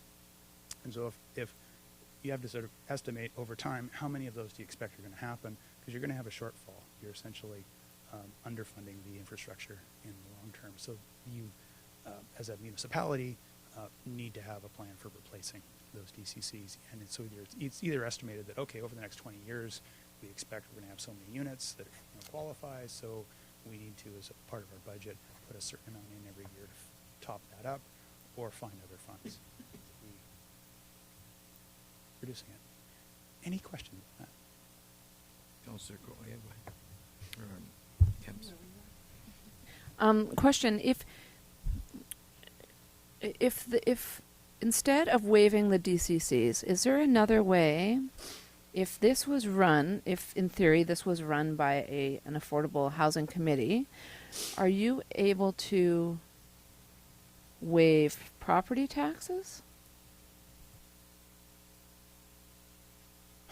And maybe I'll ask some other staff to be weighing in on this. If this were a non-profit housing, yes, there can be, I believe, some concessions on the property taxes. That that's a little different beast, if you will. And the DCCs, and part of this is I should say, it's initial costs versus ongoing costs, or I think part of what the discussion here for For the development, the initial development, reducing the construction costs, if you will. DCCs come in at the time of building permit or the time of subdivision, depending on the type of development. But they're upfront costs of building it and getting it to the point where someone can move in. Certainly I've seen nonprofits who are looking for support, like a grant and aid, essentially, or a reduction on property tax. That's more of a sort of ongoing operating and affordability.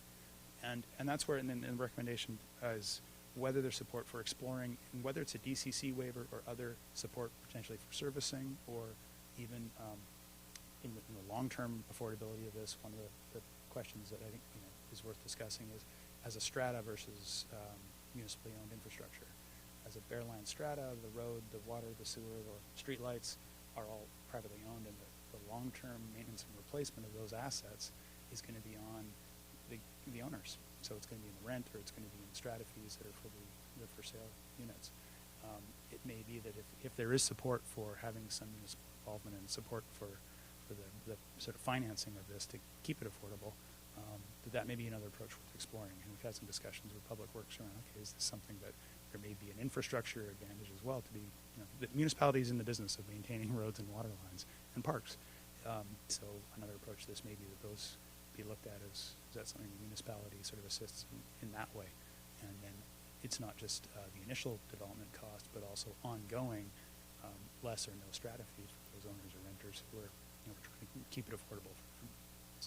So I just to help you out there, just for and I know you know this, but because there are a couple parts of the community that are actually designed with a strata, and and if you speak to some of the residents in those areas, they it's definitely it's not it's fine for the first 10 years, but when you start having light bulbs going out and you start having sewer problems, they're kind of on the hook of it. It sounds like a good thing, but end of the day, there are some negative impacts towards those residents that are perhaps in a strata location. And if Is I that may, fair to say?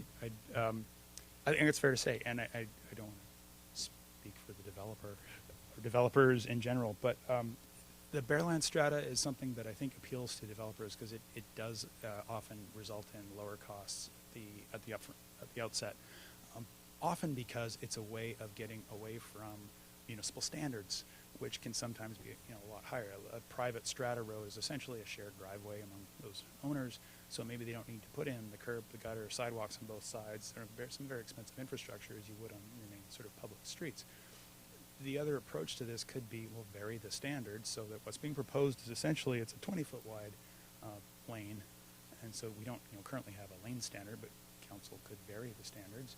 If this were seen as, okay, this is big enough, it's safe, a fire truck can get in, emergency services can get in, there's enough room for all those utilities.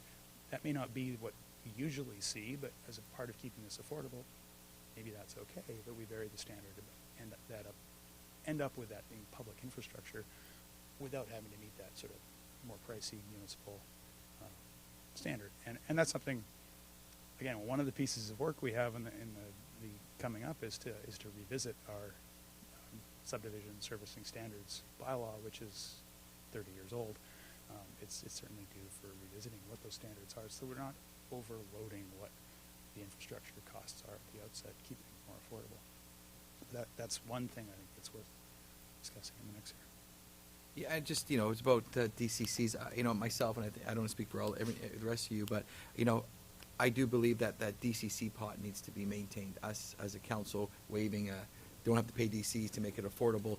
That doesn't benefit the community in futures. But I go back again to that recent survey with the community forests. We know that we do have the ability through the RMI that we just saw, that the funding there, and we got some other funding models where we do in-house and are able to kind of in-house one cookie jar to the next cookie jar in order to in making sure that this project does end up meeting the affordable component for those people that are going to be successful in home ownership, because at the end of the day, that's what this program's about. And I don't believe that the one that the way it was structured in 2005 and up to date, and it's funny in the report here, I'll try to keep it short, I promise. It's the even on the previous council, we saw no affordable housing options came before us, and this is a very clever one. I know that a lot of other ones maybe thought too grander. I do like the simplicity of it, and I'm looking forward to seeing what the developer, as he gets into more details, as well as we dig into some of this DCC cost reduction and, you know, and giving us more options in order to move this along. And I can't stress enough that, I know we do have a Christmas holiday coming and vacations and rentals and everything else going on in the community, that this is a time sensitive thing. And knowing, not that Weyerhaeuser is going to change their mind on certain things, and nor should we make a decision based on it has to be quick. But there are some time stuff that it's going to take commitment from the planning staff, as well as it's going to take some financial resources. And I don't think this is something that, you know, if we were to agree that in principle with the recommendations, the only recommendation I don't see on here is making sure that certain timelines are met in order that we do not, this group does not be the reason why it turned into a pumpkin. So anyways, enough of that. Back to you. Just one last slide, which is really it's excellent, leads to the sort of the questions I think for council to consider. I mean, because at this point, it's not, you know, this evening there isn't a bylaw here for, you know, approval or readings. But those motions are intended to sort of move this forward. But I think, as I said earlier, it would be really valuable to have any sort of concerns raised or some feedback, because this is still taking shape for both the applicant and for staff, to see if there's council support. So, you know, the things that I think they're asking is to shift up to the 100% median, and does that, in council's mind, meet that original community intent? Because that is for Weyerhaeuser is important, where at the end of the day they're looking also to see that they would receive essentially credit for the affordable housing that is being developed. So we, you know, need to be certain that would be, yes, it is affordable, even though it's defined a little differently than in the original agreement.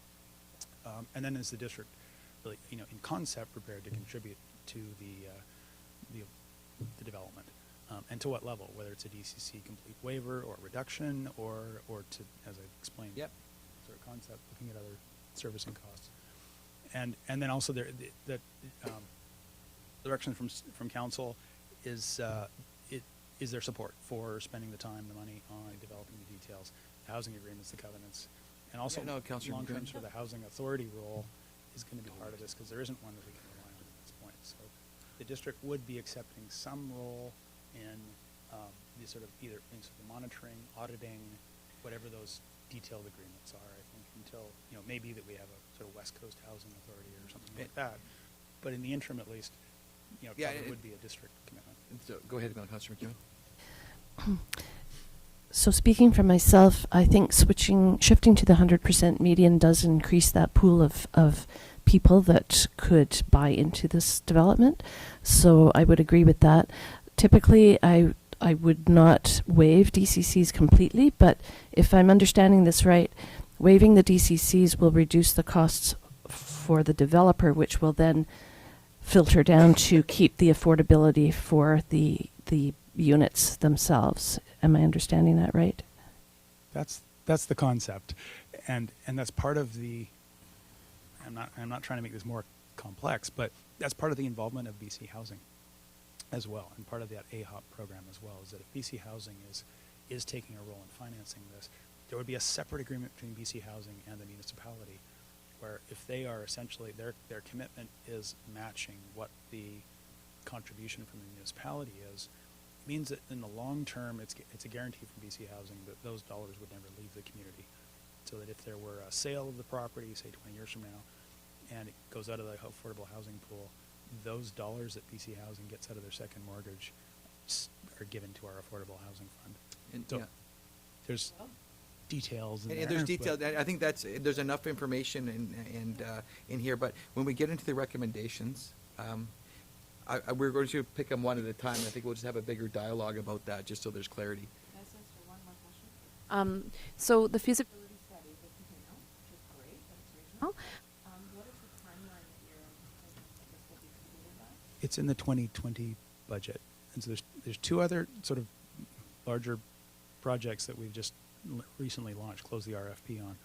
One is the basically the flood level analysis for the district, and the other is a land use demand study, which the RFP is closed. We haven't awarded the contract on that.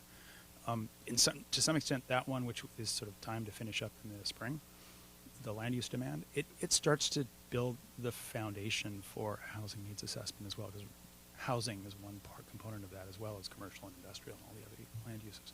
So, so I would say, sort of if we could time it, so it would be sort of mid to third quarter of 2020 to have those results. I think that would be realistic.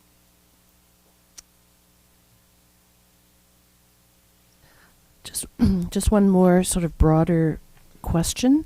On page 79, it states that Lot 13 should have a minimum number of 90 affordable housing units. So this is just the first 33 of the 90?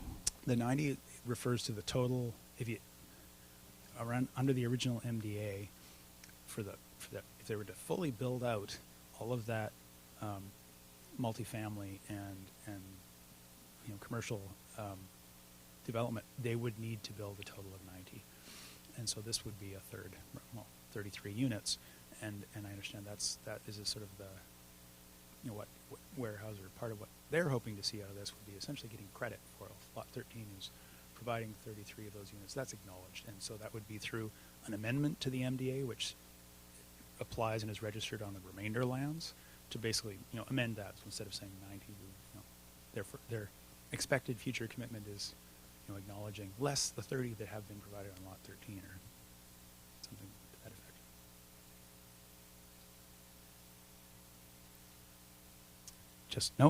If there are any questions. Okay.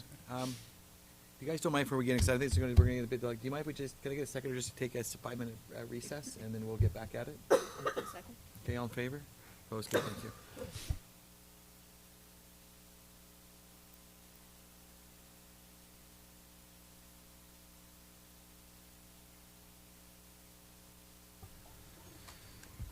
Okay. We'll just get back to this. Is everybody okay with that? Thank you for that. Any more questions for Mr. Gregg, or would you like to get into the recommendations before us?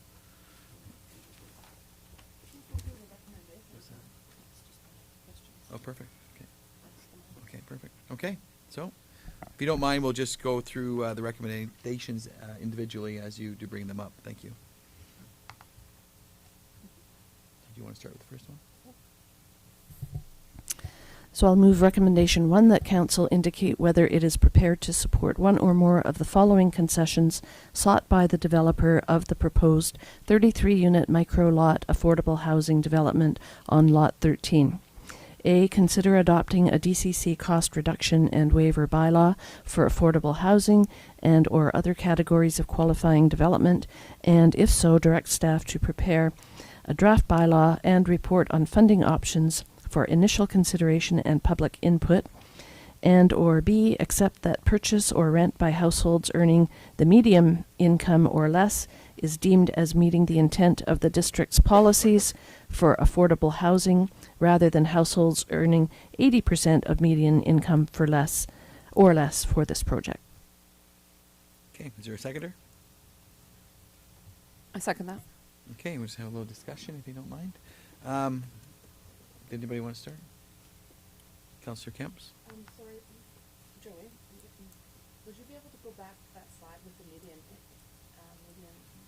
It's in your package too. I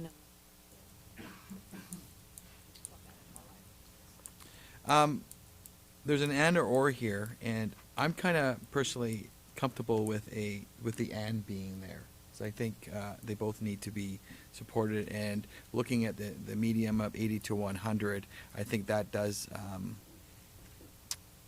also capture another part of the population here that would be overlooked.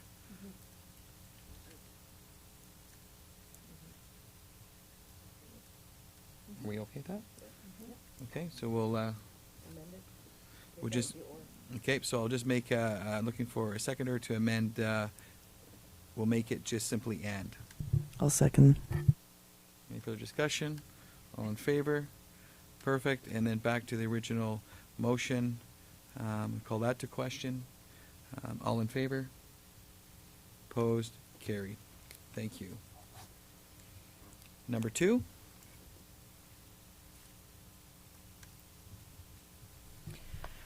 I move that council direct staff to prepare a zoning and amendment bylaw to accommodate the use and density of the proposed affordable housing development on Lot 13 for introduction at a future council meeting.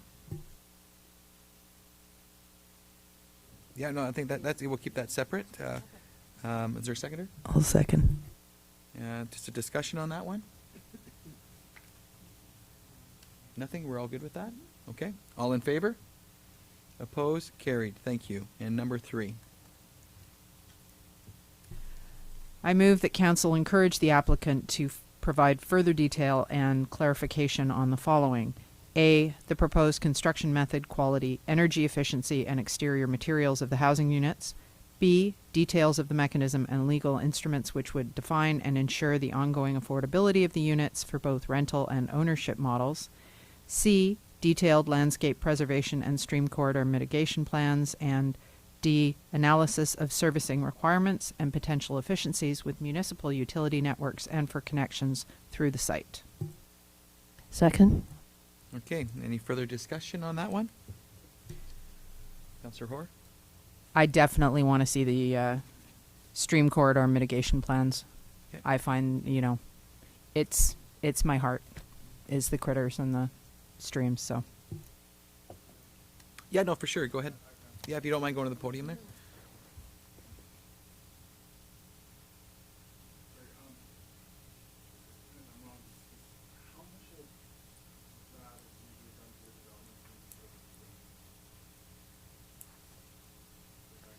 No, it's fine. Just have the dialogue.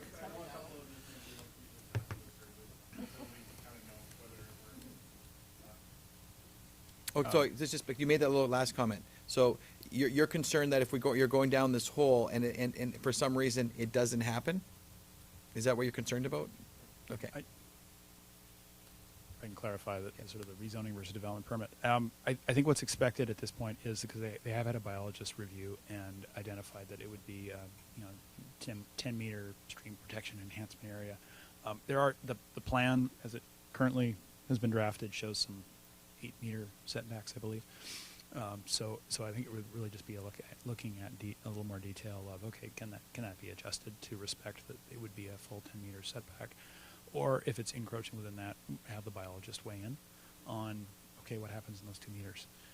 Can that be offset somewhere else if it's critical to have that extra 2 meters of backyard, or can the plan sort of adjust to respect and have the full protection area set aside? So that is I think just you want to see those details before it goes to the public and goes to a public hearing on a bylaw and that sort of thing, because that's good information to see, and also it's efficient to have it all kind of moving forward together. It's not intended to be an onerous, whole new study.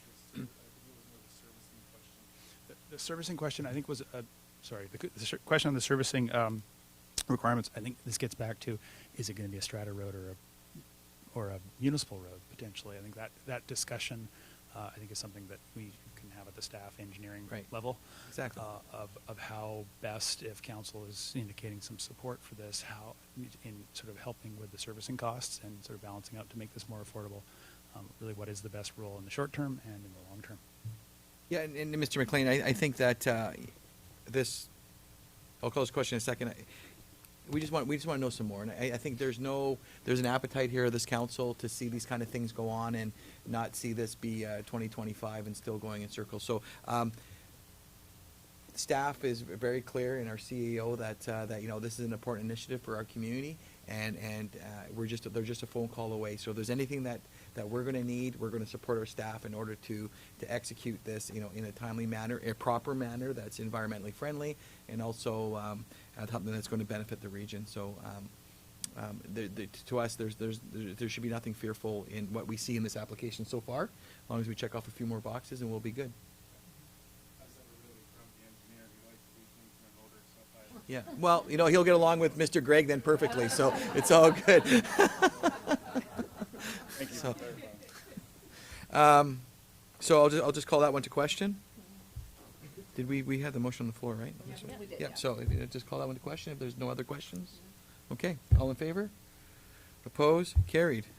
Thank you. This is a big deal for us. This has been so. Thank you for the work you're doing in planning department. We're looking forward to seeing more reports and plugging away. just so you know, middle of April comes quickly, okay? So, no holidays for planning department. Okay. Thank you. Anyway, thanks you guys. It looks fantastic and it'll be a big win for everyone. Okay, other business. Any other business? Okay, none heard. Question period. A question period from the audience. If you don't mind, you can just. Yeah, if you just don't mind going to the microphone, if you don't mind.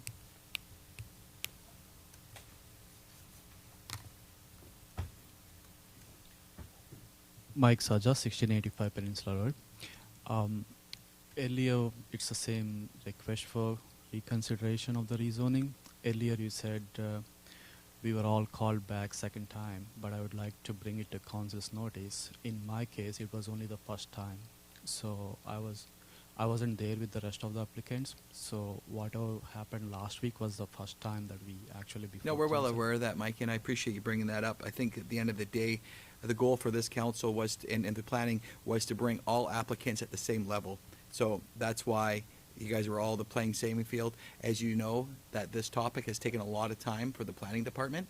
You know, here we are putting the planning department on a different initiative into our community. So you may have not have had the second, you feel like you've got a second kick of the can, but yeah, you know, in all fairness to all of us on this side here, is that there was the bigger picture for that was to bring all the applicants at an even playing field. And that's what we had done. So we could look at the applicants equally and at the same time, rather than coming in at different times in the calendar. So we are waiting to. I know we all work hard, and I know planning department is. yeah, quite I'm not tight, taking away so- what you've done either.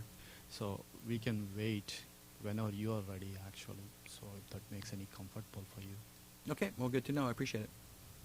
Is there anything else? unless you have any questions for me, like. I don't think there's any questions. No. Okay. Thank Okay, you. thank you very much. And we're adjourned.